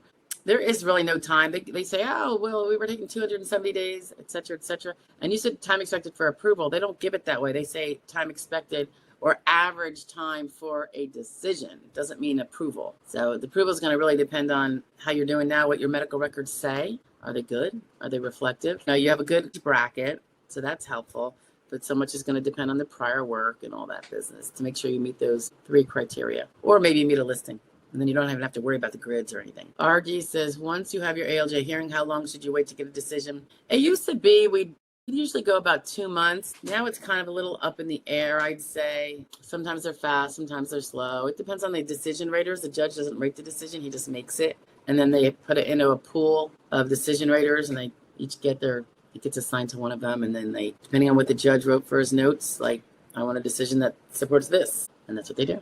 So are they fast? Are they slow? Do they go on vacation? You know, how many other judges made decisions that are now also in that inbox? So there's a lot of leeways, but usually, I mean, I'd still say I would expect it within 2 or 3 months. Sometimes they come sooner and sometimes 4 or 5 months, but usually I'd say 2 or 3. Oh, Claire says she did not receive credits, did not earn credits. You mean since 2016, but worked with loan savings to rebuild. That's not tax paying. Remember, you didn't pay premiums for the insurance, so you don't have the insurance, fortunately, Claire. If you're poor, you could maybe do SSI. DLI was in 2021, but Palms doesn't care if you made dollars. They care about time they care about both. You have to have made and paid the premiums. And the only way you can pay the premiums is through the taxes on work earnings, because it's only for workers, and only for workers who pay the taxes, not those that work under the table or try to work but don't end up making any money. You know, sometimes we write off every business expense we had, so we don't have to pay taxes. And then the repercussion is we didn't buy the insurance because we didn't pay for it. And so that's the rub on that. Sometimes I say, don't write off every expense that you could possibly think of so you can, you know, save money from being paid to Uncle Sam. And I get that. I'm self-employed. But my big goal in life was to have a healthy Social Security benefit for when I retired. Because when I can't work anymore, I want that money coming in my door. The reason why the time is important is because if you're working full time, even if you're not getting paid, you cannot say you're disabled from working full time or substantial. So you yourself said, yeah, I was working full time. Wasn't getting paid, but it means that you're not unable to do that kind of work, even if you don't collect a paycheck for it, right? You see what I'm saying? It's the substance of whether you were disabled or not. Aside from the fact that you also didn't get the credits, which is unfortunate. You're not the only person that's made that mistake, for sure. People don't know about how the system works. They don't teach it to us when we come out of high school. I wish they did. Some sort of basics. Can't leave workout because tax. I'm not sure what the rest of your statement is, Claire. Okay, I will scroll back up, guys. Claire is saying that her onset that she's alleged is 11 of 2019. Okay, so you have insured status there. But if you're also saying that you were working full time, just not collecting a paycheck between 2019 and 2020, it's hard to say that you were disabled from working any job because you actually admit that you were working, if that's what the facts are here. I'm not sure I've got them all straight. So I'm just saying this kind of generally. Besides mental health, my physical health deteriorated. COVID right after onset, no work, no doctors. Then in 2020, impairments explode. That all started before 2019. It was progressive. Yeah, and most of us are progressive. It's true. Unless we get hit by a Mack truck, it tends to be progressive. You're going to have some difficulties because you're saying you started getting problems by 19, but you admit that you weren't disabled from working back then, even though you put that down as your onset. It doesn't really make sense, you know? It's not when you started to have problems. It's when they became disabling and you could no longer do those activities that constitute substantial activity, all right? I'm sorry, Claire. If there was a way you could earn like $7,500 a year this year and then like about that a little bit more next year and get those credits back, then you could do the SSD thing. But if you're poor, you can do the SSI because that doesn't require any of these credits. That's just the welfare program. But you have to be poor enough. That's in terms of resources and in terms of income coming through the door from you or from a spouse. All right. I know I skipped over some people. All right. Gemini. Okay. We already talked to you, right, Gemini? Okay. Mama, late to the chat. Yes, you are. Just kidding. But I was wondering if cases are pulled by date filed. What do you mean pulled? I don't know what that means. Drip fam. Thanks for all your help, ma'am. Oh, you are welcome, Drip. Nice to meet you. Okay. Yeah, I look forward to Wednesdays too. Truly. I truly do. Okay, Gemini says, what happens when they request a CE for mental and physical 60-year-old stroke? I do have a couple videos on kind of getting you familiar with the consultative exam and things to look out for. If you want to look at them, Gemini, I think if you just do a search, the playlist might even be consultative exam or something like that. I think it's a playlist. But yeah, it shows you what to expect from the mental and the physical, because they're a little different. Matthew says, since I don't have a lawyer and I've already handed in all of my medical records, now that I have new medical records from a new heart surgeon at the Mayo Clinic, should I send that to the adjudicator? Yes, but always, you better have kept a copy of everything you sent to the SSA, because stuff goes missing, Matthew, and you don't want to be without it, because sometimes it's hard to get records back again, right? I mean, sometimes the provider doesn't have them anymore. They say, oh, it's been 7 years, we destroyed them. It's horrible. So I would just keep a copy. And then plus, if they never sent it up to the DDS, you'll be able to do that again. Virginia, long time no see. May God bless you. Have a great one. Thank you. I appreciate it. Claire, you're almost 63. Okay. Yeah, it doesn't really change any of what we're talking about. You can also do the early retirement, but then you take that big nasty discount, right? RD, you're welcome. Okay. Claire says that she did make a little in 23, 24, totaled, so not enough. Well, do something different for 2025. Get 4 more and get 4 more in 2026 if you can. You know, you could do it in any way. You don't have to be through that business that you had. It could be through a temp agency. It could be through a part-time for disabled people, giving seniors jobs. It could be whatever it is. When someone gives you cash for doing something, whether you're house sitting or not, record it, pay taxes on it, deposit in the bank so there's like proof that you actually received the money. And then when you file your return, declare that.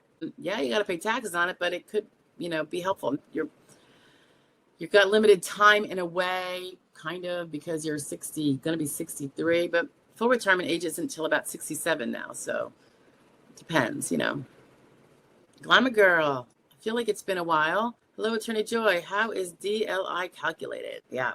If a person stops working July of 2022, do they start counting covered years starting January 2022 or 2023? Okay, so if you made enough money in 2022, Glamour, for all 4 credits for 22, it doesn't matter whether you earned them in the first quarter of 2022 or spread it over the year before you stopped working in July. That'll be the 4 credits for 2022. Assuming you have all the credits going back for quite some time, you'll have 5 calendar years, and your DLI will be December 31st of 23, 24, 25, 26, 27. So if you ended in July of 2022, but you've been earning all 4 credits every year, including that year, you'll have until December 31st, 2027 as your DLI. Sometimes I have to really chart it out. If people had, say, some years they didn't earn all the credits, some years they did, that can affect when your DLI is. And you can always call the SSA and find out your DLI. 800-772-1213. You can also call your field office. Matthew has a last question. In my last question, I misspoke and said I handed in all my medical records. What I meant to say was that I filled out the 3368, which includes all medical providers and relevant tests, etc. Good. That's good. And they're supposed to order them for you. So Bradley says, has the calculation for SSDI changed over the years? As far as Dakota, I was referring to the proposal. COLA does apply to Social Security, retirement, and disability, and to SSI in some shape or form. The SSDI calculation has not changed, and I hope it doesn't, unless it's going to be more beneficial, I suppose. But it's going to also have to be solvent, so we can't just be silly about it, right? Yeah, the amount we get is based on, they have a narrative on it. There's bend points and certain amount of income. It's going to build it. It's kind of complicated, but they do have it at the SSA.gov site, and they talk about the bend points, and when you make up to this, it's going to be this, and how they calculate what your benefit's going to be. Bradley says SSDI, not SDI. Yeah, I know. I kind of got it once we were getting into it there, Bradley. Okay, so Claire, it sounds like, give a case a shot, but it does sound like you have some uphill battles to deal with that might not be surmountable, but it's worth trying. And you are eligible for early retirement. You will take like a 35% hit off of your monthly income forever for that. But sometimes we got to do what we got to do. I don't know what your financial situation is. Maybe you have a spouse who can earn, or you guys can hold off with you not taking Social Security until 67, so you get the full amount. Or if you can wait till 70, then you get like a 30-something% bump up from that. So it's hard. I know. I'm sorry what's happened to you. And I know self-employed, it's hard. You know, we don't work, we don't get paid, right? Tell me about it. Sometimes when we work, we still don't get paid, right, Claire? You know, we both know that. Crystal K. Hi, everybody. Hi, Crystal. Good to see you. Claire, consults, they're not cheap, but you're welcome to it if that's what you want. At the top of the chat, there's a link to the page that explains about consults if you're interested. They're not a drop in the hat. Let's put it that way. Gemini says, so the medical records were not enough info, so they're asking for CE exam. What happens after that? Do my time start over for them to make a decision? No, it doesn't start over. Usually what happens is they say, historically they've kind of said, we get the CE exam when we think it's possible they could be disabled, but their medical records do not give us what we would need to find that. So we want to give this extra opportunity at our expense, the SSA expense, for them to be examined by our doctor. That's the theory behind it. That's usually the last step, unless something of magnitude they've been alerted to that your new medical records are going to show something really soon, like you just went for an MRI and they want to wait for the MRI result. Otherwise, usually the CE exam is not scheduled until after they've gotten your medical records, so that once the CE exam comes in, they can send everything over to the medical expert, and he's going to look at the CE results and your medical doctor's records and determine what your residual functional capacity is, your RFC. And then once they do that, they ship it back to the adjudicator, who then takes the rule on the RFC, and if it, you know, under the grids, it'll say if you're mandatorily disabled or if it's a framework, and they'll decide whether everything kind of points to disability under the law. Crystal K says, won my reconsideration SSI, but they gave me a start date of February 2025. Well, you said SSI, I think you mean SSDI maybe? My 55th birthday rather than when I applied in January 23. Yeah. Well, I guess either way, yes, you got deprived of a nice back benefit check, right? That's so frustrating. I know. Ugh, it's very frustrating. Crystal K, my attorney and I are appealing the start date of disability. I think you told me this maybe last week, Crystal. How long do you think it's taking the appeal process? It could take many, many months. You're appealing the onset. They can look at everything and hopefully your records still show that you're disabled, or else they could flip it on you. I mean, the stuff that applied back then, if you could find something that they were missing from back then that would show that you were more disabled than what the records they feel represented, you know, go through that with a fine-tooth comb and see if there was anything that, oh, they didn't have Dr. Jones' records. You know, that's what I would hope to find. Because they seem very resistant to flipping it without that. I don't know what you're saying, Mama. Looked at by order received. Crystal K says, also, is it common for SSA to not pay your monthly benefits while waiting for the appeal to happen? No, you should get your benefits. Yep, the whole time you're appealing. You won. That win is what's going on now. Your appealing isn't going to stop. So is it common for us to not? No, you should be getting your, well, February, onset was February, March, April, May, June, July. You weren't owed anything for those months. That's why you weren't paid for them. But you should be owed for August, which would be paid to you probably in September, because there's a 1 month, you have to survive August to be due August, right? So, you know, it's not that they weren't paying you. You weren't owed anything under what they found. If they go back and they find that you were indeed disabled a lot earlier, you will get a bunch of back benefits for those months. And obviously your lawyer's hoping for that, so he can get paid for his hard work. Okay, Claire says, I'm not clear on why you think there's no case based on what I said, and only based on what you said, Claire. I don't know your case other than what you said. Trying to figure out if you understand what I'm saying. Yeah, you said that in 2019, if this is true, you said I was working full time. I just wasn't making any money in that redevelopment of, I think that's what you said. I know we have a bunch of scattered all over the place. If you were working during that year or for any length of time after, where it canceled out any potential disability, because now you're doing that substantial activity showing that you weren't actually disabled from doing substantial activity, that's why you would have difficulties with the case. It's just based on those facts. You know, if we're able to be active and productive, then we're not disabled, right? If we are able and doing it. So that's what I'm alluding to. You have a complicated situation for sure. Self-employed is always more complicated. We have to really, it takes a lot of time to kind of like really dissect it. The issue is, Claire, because you said you were working that whole time, redevelopment. And I said, well, you're just like thinking about it and not really, you know, like, or were you doing active business building things? That would be of value in the regular market if you were hired by somebody else to do those. And that's what I thought you said you were doing as you were trying to redevelop your business. So even though you didn't make money, you said somewhere here that you were working full time to do it. And that's where I got that sense from. But it could be that we got missed stuff in the typing mix here. So always take that as a caution. Crystal K says, my medical records now show worse symptoms, so I'm not concerned of being denied during the appeal process. Good for you. I mean, not good for you, but good for your case, Crystal. Thank you, Stephanie, answering all my questions. Oh, you bet. Anytime, Crystal. Oh, you got your back pay. Oh, was this SSI or SSD? So they found you, if it was SSD, they had to have found you disabled 6 months before February 2025. Your back benefits went from February 2025 to whenever they paid you, right? That's good. It's a little something. Well, good. I'm glad you got a willing and able attorney and that you guys are on the same page. Just clarifying that she stopped work end of 2019. Okay. And your DLI is not till 2021. So as long as you have really, really robust, you got 2 years of in the past that you can really focus on. So that's good. And it sounds like 23, 24, you maybe didn't make SGA. So even though you worked a little bit, so that's good. That can still be smooth sailing with your case. So I could have sworn I thought you had said something about the last 3 years. I don't know. But anyway, when in doubt, make the claim, I think. They'll definitely boot it out if it's not viable. But if you stopped working totally at end of 19 and you had all of 20 and 21 and you were treating really for the physical and the mental and you were in your late 50s at that time, you could have a good case.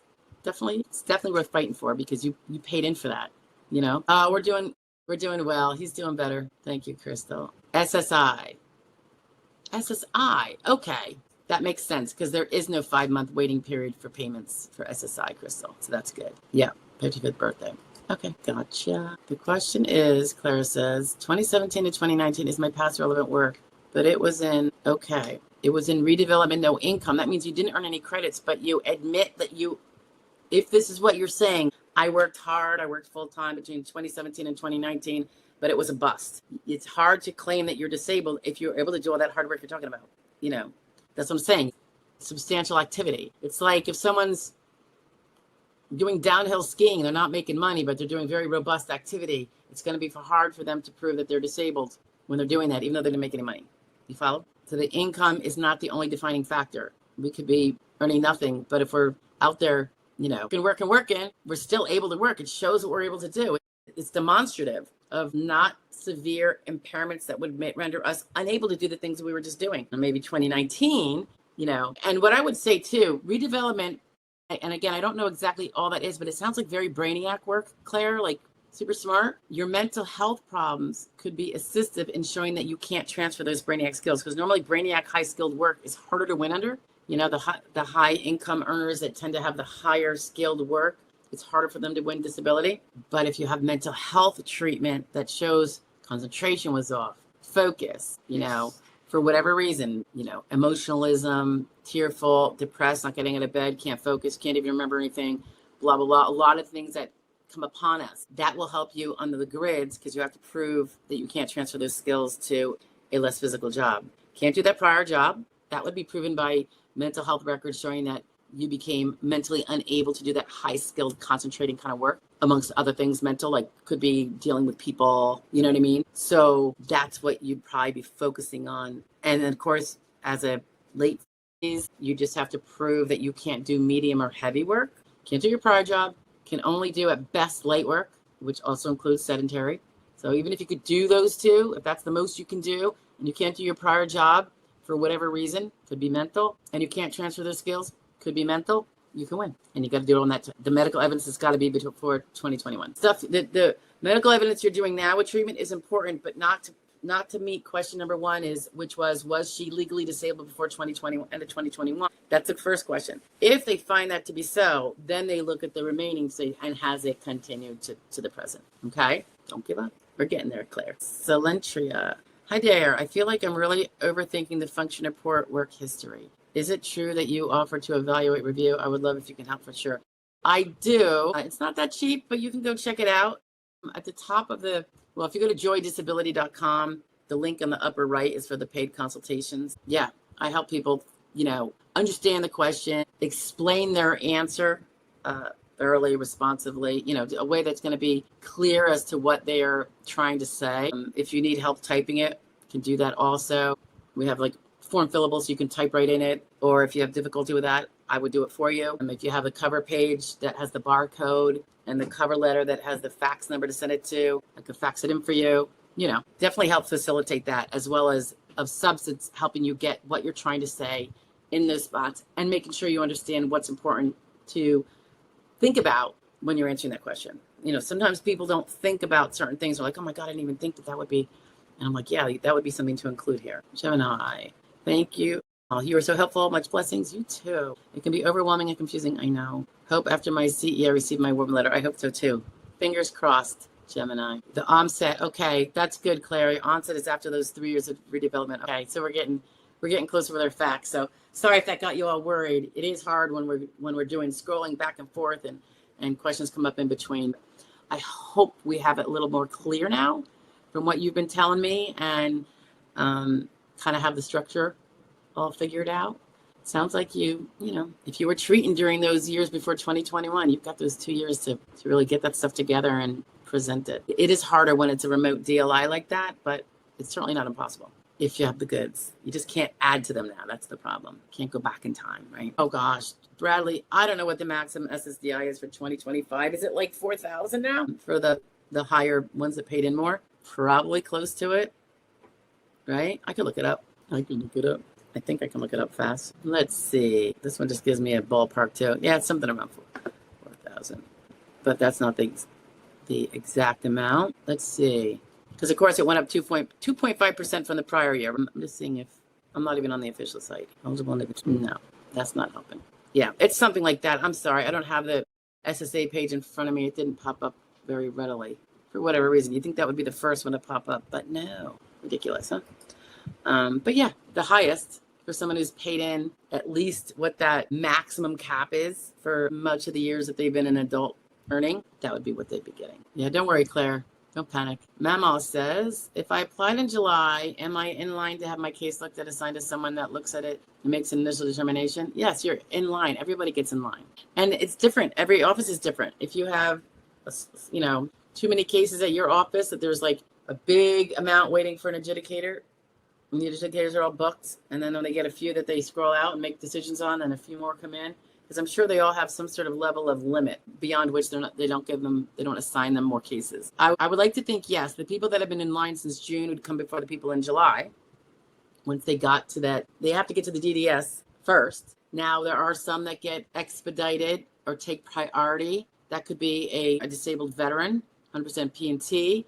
That could be a terminally ill person. That could be compassionate allowance, but that should go really fast. Sometimes if someone is about to, usually this is for hearings though, if they're going to be evicted and have no place to go but be homeless, they don't have family or friends, or they're going to lose their they're going to get foreclosed on with a mortgage, that can potentially be a dire situation where they will expedite.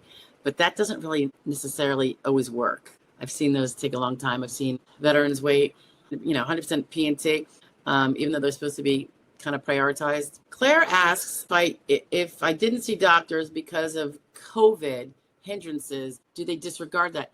It's not that they disregard it. It's just that you don't have evidence. They can't award you because of imaginary evidence. So if you didn't see doctors during 2019, 2020 and 2021, and there were doctors, it depends on your area, I'm sure. I'm probably in a little more urban area.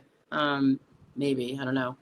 It's not that they're penalizing you, you just don't have the goods. They can't just go and imagine that everybody that lived through COVID is disabled, even though they don't have any evidence, just because they claim it. You follow? It just doesn't work that way. So presumably you did get some visits in there. I think if you got some, which everyone could get some, the doctor's offices weren't closed beyond a short period, then I think they might understand that you didn't have like 4 months of physical therapy in the middle of COVID, because these probably weren't happening.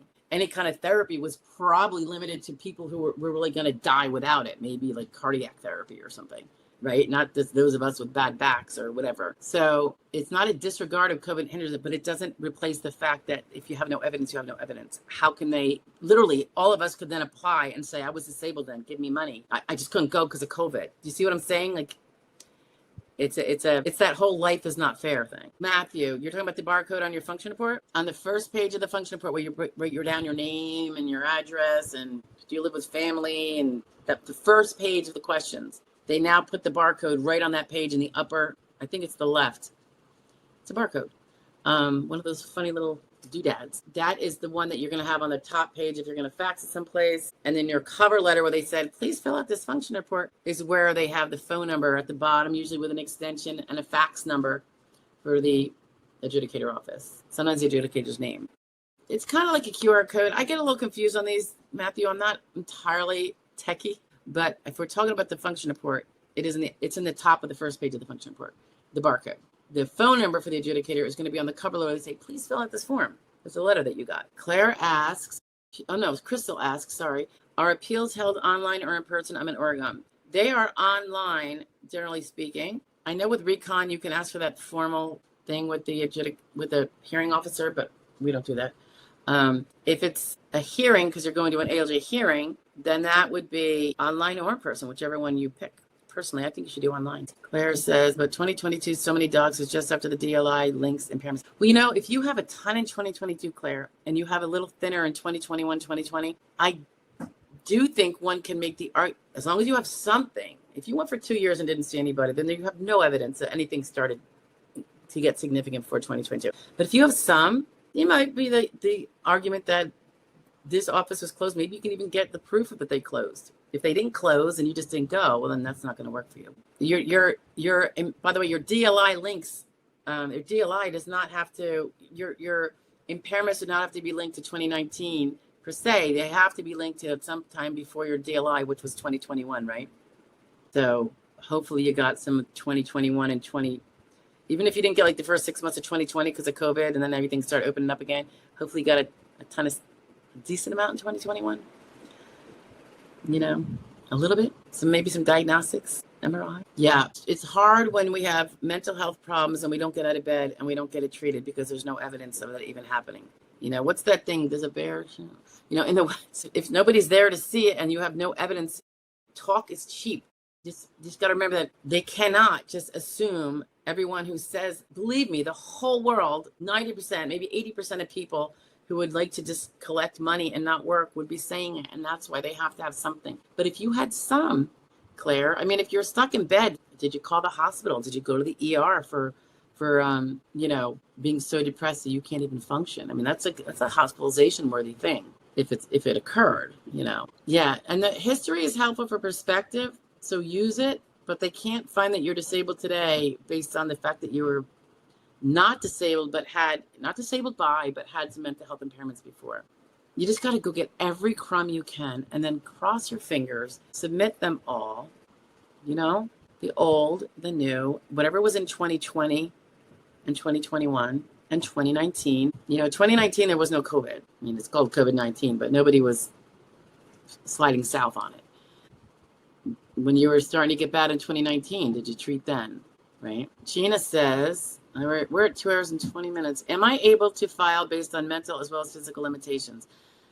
Do I have to pick a lane? No, you want everything. Everything. A hurt pinky finger. Put it in there, Gina, because it all works together to disable me. Yeah, they have to consider each and every one singularly and in combination. Because one might take you out of the high-skilled jobs because you can't focus because of the mental health, but the other one is the bad back, so you can't do the simple jobs that you could do, notwithstanding the mental health limitations, but you can't do it because they're too physical. So it all comes in together. So don't leave anything out, in my opinion. Yeah.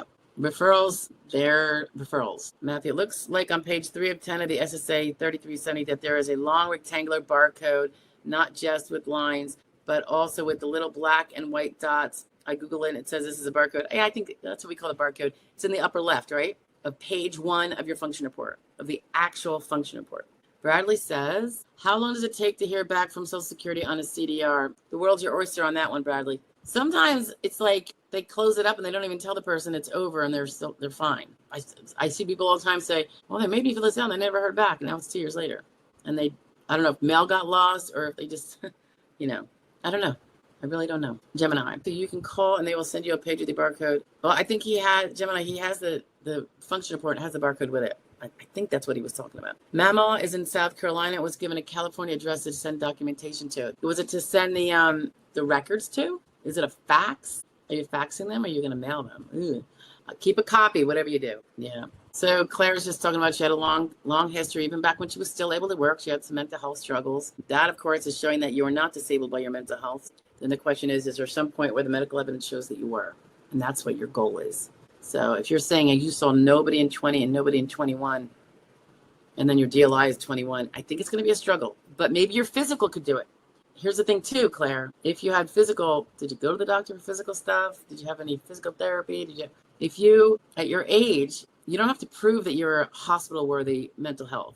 You just have to prove you can't do your prior work, whether it's from mental or physical, doesn't matter, or combo, and that you can't transfer those skills to a different job that you could that they would say you could physically do, like a sedentary, sitting, easy job. If those skills are not transferable because of your mental health problems that are clear, I mean, that's why I say, even though you've got some issues, you still got to pursue the case, because it could be it all kind of goes just enough. You know what I mean? And you'll only know that by looking at each, and we could talk here till we're blue in the face, but until you look at each and every date of definitely the medical evidence before your DLI and after your onset, yeah, that's what you got to do. I know it's not easy. Yeah, you're welcome, Gina. All right, guys, let's call it a day. I'm starting to get a little raspy here. All right, Crystal, you got one last in. I was thinking online would be easier too, LOL. I have seizures triggered by many issues, but overstimulation is a huge trigger for my seizures. Yeah, if you're talking about an ALJ hearing, we love the online. We really do. I feel like judges do too. Now, when they were able to do them from home, they might have liked it even more. There was the rare judge maybe that didn't. They were not very tech comfortable. And it doesn't always work. Sometimes you have to revert to phone or something, but it is nice that nobody has to be driving, risks on the road. Sometimes disabled people have trouble driving, or they don't have money to get a ride, or, it could be a ton of things. But it saves us a lot of time, that we used to spend going to hearings. And I'll tell you, it's a lot more gets done. Yeah. They're not necessarily going to be talking about the specific business skills of that particular niche business, Claire. It could be, does she know how to filing or alphabetizing or, things like that. So it's not necessarily the specifics, but there is rules that discuss you shouldn't be expecting someone who's 58 to just hop over to a whole new industry and be able to transfer those skills. So you have that in your favor. But that's after you've gotten you got to get your RFC down to light to sedentary based on the evidence prior to your DLI. So you have to have some physical evidence of that. And sometimes something from before let's say you had an MRI in 2019 or 2018 that showed severe cervical stenosis or lumbar. That's not going to just miraculously disappear. So you could get a judge that's like, well, we see the MRI from 2019. That's before her onset. However, that stuff doesn't get better. So she has stenosis, even though there's no MRI done in 2020 or 2021. So some of those things can kind of be extrapolated to the present. Gina says, oh, wait, I had one more. Yeah, I saw you. Charles Lewis. Hi, Lewis. I wonder if we're related. Just kidding.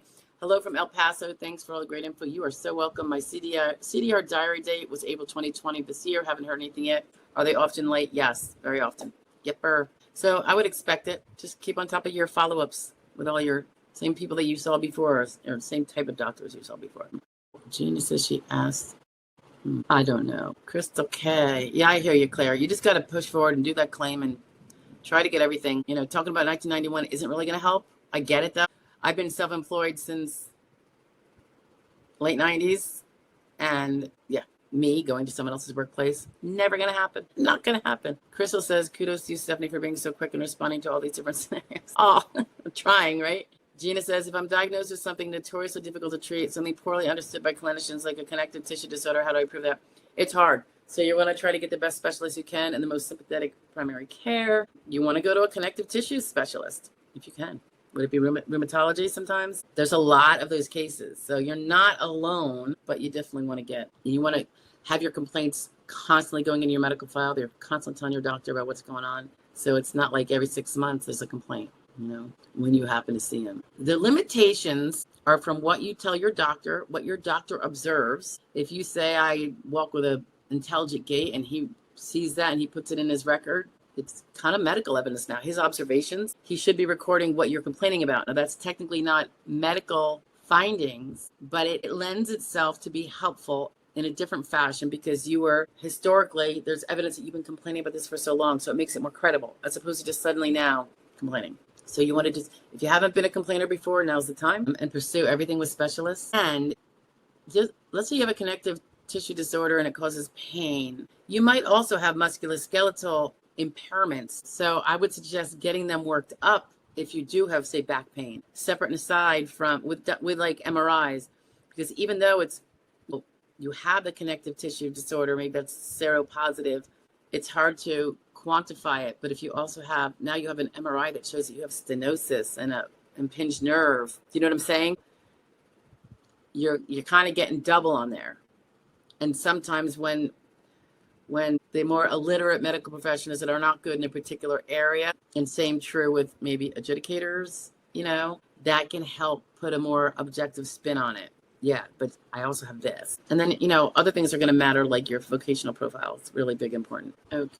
Yeah, Claire, so it's, and I follow what you're saying, and I believe everything you're saying. Unfortunately, it can't be just from your mouth. It's got to be from the therapist from the relevant time period. So you got to go get those records. It's just something you have to do. Gina says that the rheumatologist said there was really no significant way to treat what I have. That's right. Then you're going to follow up and keep following up every 3 months with your specialist so they can monitor to see if it's gotten worse, gotten better, medications, all that, because that will prove that you still have it and that it's still bothering you. Sometimes people say, I'm not going to go to the doctor because I can't do anything about it and nothing works. That's fine, but now you have no evidence that it's still bothering you.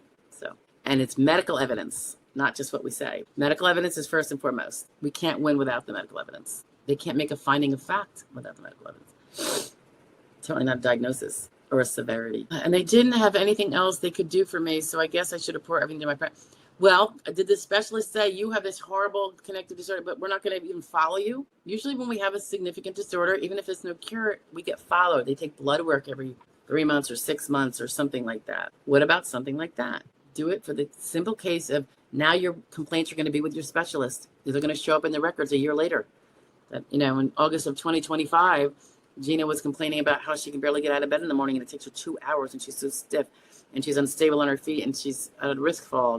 That's where that stuff comes from. So, you know, even though they can't cure you, it's the monitoring, the following up so that you can keep explaining what's going on. They can keep doing blood tests. It'll continue to show up as a positive blood marker if it is seropositive. And if there are any kind of muscular skeletal pains that might also have another cause on top of it, like I mentioned before, getting those diagnostics are really, really important because they speak a lot. They're very objective. Gina, I've been referred to a pain specialist, but my hearing is in a few months. Does it matter that these records will be very, very recent? You want them. It's good. It's before the hearing. They're admissible. Get them. Get them, Gina. Get your butt to that doctor. To answer your question, they did extensive blood work and then more blood work on top of it. And they said there's no cure or even treatment. That's fine. So in a year from now, you no longer have that condition, at least not officially, because you're not getting treated for it or followed. You know, the following. Most specialists are like, well, we'll do blood work every year and see where it's at. Because at some point it could get so bad that you have to go in a hospital. How are they going to know? You know, I mean, I don't know what the specifics are of your case, but, and I would, do you do your own research? Is it true that there's no help for it at all? What about no cure, no making it better, but something that helps prevent it from being worse? But that follow-up is proof. It's evidence that it's still as bad as it was, right? If you don't go back, there is no evidence that it stayed bad. You could be doing the dancing jig every Friday night at the nightclub. You know what I mean? Because there's nothing to suggest that you have a problem. So you got to keep the follow-up, guys. Contrazy. Hi, I've been waiting. Contrazy. That's a cool name. I've been waiting 190 days from the first ALJ meeting, then 6 weeks since second ALJ meeting. Oh, you had 2 hearings, huh? That was 8 minutes of talks. How long should I be waiting for a decision? Could be a few months. There's no set time. They don't have a deadline on themselves, but they do have bosses that look down and say, oh, this decision is 5 months old. But usually it's in less time than that. John says, are we getting a raise this year? Every year, John, as long as there is a upward, how do I explain this? There's COLA applied every year. If we have a very stagnant economy, COLA can be 0. We had that in 2010, 2011, I think 2015 under Obama, at least a few years we had that kind of problem. You know, it's kind of like the opposite problem from having hyperinflation. It's like stagflation. But I would anticipate, yeah, you're going to get another little couple percents or whatever, 1.5%, whatever it is, whatever the inflation supposedly is. Of course, it never seems to really keep up with inflation, right? We have big problems with how our COLA, the consumer price index upon which it is based, seems a little not realistic. Matthew says, thanks so much again, Stephanie. Have a great, blessed rest of your day. You too, Matthew. Good to see you. It says, okay, keep sending information about my symptoms so there's an ongoing record, even if I don't go back to the rheumatologist on a regular basis. Yes, but I would say go back to him at least. Can you go back every 6 months and just say, I just want to follow up, or 9 months, something. Because even if you win, you're going to need that for your CDRs. You just do. And again, there's usually, I don't know how old you are, Gina, but as we get older, other things are going to, you're not immune from old age deterioration. So those things can be used too to your benefit. It doesn't have to be the one big bad thing that's incurable. You're going to have other things on top of that. It could be degenerative joint disease, disc disease, spinal stenosis, arthritis, right? All right, guys. Claire, you're welcome. And I know you sound like really stressed out about this, Claire. Let's get all that evidence together, my dear. I feel for you. I feel like if you had known more about this, you know, you would have done things a little differently, and that's not that rare. I see it a lot. Just push as much as you can for all the records you can think of that could exist. Urgent cares during that time period. Your primary care physician. Hopefully you were the squeaky wheel and bitching and moaning about it. Or maybe not. Sometimes people like to stay in bed and they don't complain to anybody, but they're not even getting out of bed. And that's where they don't have the evidence. So just try. Just try. I mean, worst comes to worst, you collect early retirement, and I hate to see that because it's such a discount, but maybe you're already collecting it and you've already taken the discount. I don't know, but hang in there, girl. All right. What are you redacting, Gina? Gina says, oh, you want me to redact this? Another thing. Sorry, if my therapist sends records files but chooses to redact certain information by agent, is that detrimental? It depends. If he's redacting things that would be helpful to your showing you more disabled. Therapists, if you're talking about mental health therapists, Gina, they have the legal rights to not send in psychotherapy notes. It's a carve out of HIPAA access. I understand it in some ways, but it's very detrimental in other ways. So unlike a physical doctor who has to submit everything, the mental health doctor can withhold the psychotherapy notes. However, he cannot withhold the other things in the record, like the mental status exam, how you were looking, sounding, discussing, your affect, your mood, your appearance, your this, that, all those things in a mental status exam, how you're behaving, if you're tearful, if you're angry, if you're, keeping eye contact, that stuff is supposed to be given up. The psychotherapy notes is really more about protecting from really, really mortifying things, confessions of sorts, things that could hurt family members. That's why they kind of succeeded in that lobby effort to not have to provide them. Sometimes that makes people lose cases, though, unfortunately. So the person to pay is often the patient, but with no Social Security to take home. But that's the basis of it. If he provides everything else, diagnosis, he probably doesn't have anything there about too much about your functional limitations, but if he does, that's helpful. Problem is when they take out some of those psychotherapy notes, the details of those limitations are also taken out because they're part of the psychotherapy notes at times. And so now what they do, even like if they are so gracious to do some sort of like medical source statement for you about, I think she'd be very limited in keeping proper attendance and sticking to a schedule because of her distractions psychologically, blah, blah. There is nothing now in the record to be consistent with that because he took it all out. So, they apparently think they're doing right, but not necessarily so. SSA is not, they're very confidential with all the records. So I always say hopefully don't be too shy about letting those things come in because it's going to stay in the Social Security file and it's going nowhere. It's just going to be used on your case. I don't know. People get a little nervous about that. All right. North Carolina dad, NC dad. My medical psychological provider uses Epic. Yep. That's like my chart that allows SSA access to. I noticed my doctors basically copy and paste from one appointment. How do you ask providers for better records? If you find something inaccurate, I would bring it up and say, this is not accurate. This is what happened on this date, and you put it on this date. And on this date, I said this. And of course, for you to remember what you said is going to be hard. Sometimes I think that's why it's good to maybe before every appointment, send in your list of symptoms and complaints and troubles you've had that whole week or whatever it was, so that now that should be in the medical record too. So when they cut and paste some silly, repetitive, old, inaccurate thing, the other stuff is in there too. But it is a huge incompetency in the medical profession, and it drives me crazy. Yeah, Crazy. It could be 6 to 8 weeks, but it really does depend. So like if you don't see it in 8 weeks, it doesn't mean that they're not ever going to send it. It could be 12. You know what I mean? It's never carved in stone these days. Not for a long time. Gina says her therapist is redacting things that are very private and have nothing to do with my mental disorders, but he's providing everything else, I believe. Okay. Well, hopefully he's doing a good job. You know, it depends. I mean, why did he take notes on something that has nothing to do with a mental disorder? Usually our experiences do play a part in our mental disorders. So I don't know. How much does it? I'll leave that up to you. If he kept his psychotherapy notes properly over here and then had all his observations and all the things like discussions about what you said, like you spent 2 days in bed out of depression last week, so you were dysfunctional for 2 days, extreme depression, or you had a panic attack in the grocery store and you had to run out and leave your cart there and go cry in your car and then make it home. That's important stuff. So hopefully he doesn't put that in his psychotherapy notes and it's over here in something not. Can you imagine how that shows a lot about what happens to you when you're overstressed in a grocery store, which could then transfer to overstress in a workplace, because work always has some level of stress, even those jobs that are supposedly very low stress. I think it's all, in the mind of the beholder. So I guess it'll depend. You'll find out, when you see them. Yeah, I think she said he's not a PhD though. He's got masters in counseling. Yeah, he's a therapist, a counselor. So that's good. He's not a doctor who can prescribe.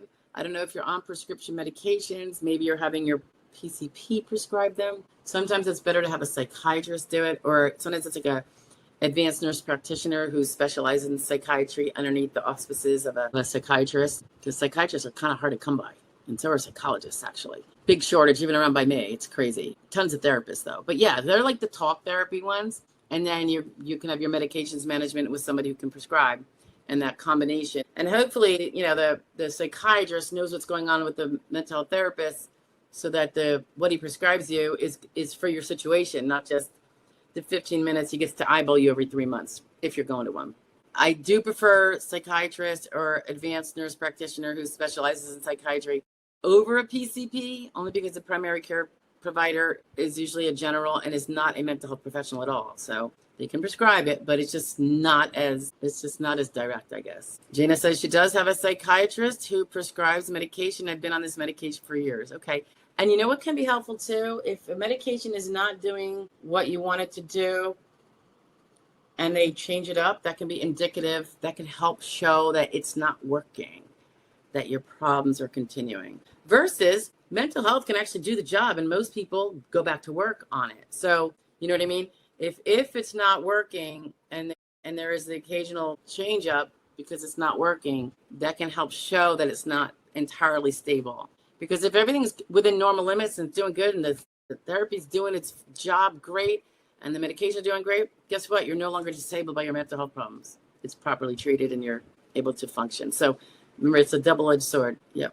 All right. So what is happening today is very important too. So not just the past, but all right, guys. I hope that's it. I am roasting in here. I have a fan on and everything, but it's a little warm. It was good seeing you all. And thank you so much for sticking around, guys. I'll see you next Wednesday. We also have, of course, our dailies at 12 noon every day on the channel, the pre-recordeds. And I hope to see you next Wednesday. Always feel free to ask for, if there's a topic you want discussed. Sometimes I can do them. Sometimes they're kind of put on the back burner. Hi, Breach. You're from Lancaster, Breach. You're late to the game. It's almost 3 hours we've been here. Hello again from Lancaster, PA. I'm going to throw you in here, though, only because you're from Lancaster. Just kidding. Your videos help me. Best wishes to everyone seeking their benefits. I started receiving SSDI and SSI in December. Good. I am very glad for you. And thanks for showing up, even if you're late. We do start at 1 p.m. generally. So anyway, hopefully you can come earlier next time. And if you have questions, definitely feel free. And if any of you guys want some topic you think would be good, definitely feel free to post it under any video, because I do get to them all. I try to write them down, and then sometimes I don't, or sometimes I'm like, where was that notebook where I wrote that down? Because that person had an idea for a video they thought would be helpful. Sometimes I can, sometimes I can't. But in any event, I'm going to go get under the air conditioner, and I'll talk to you guys later. Thanks so much, and have a great week, guys. I'll talk to you. Bye.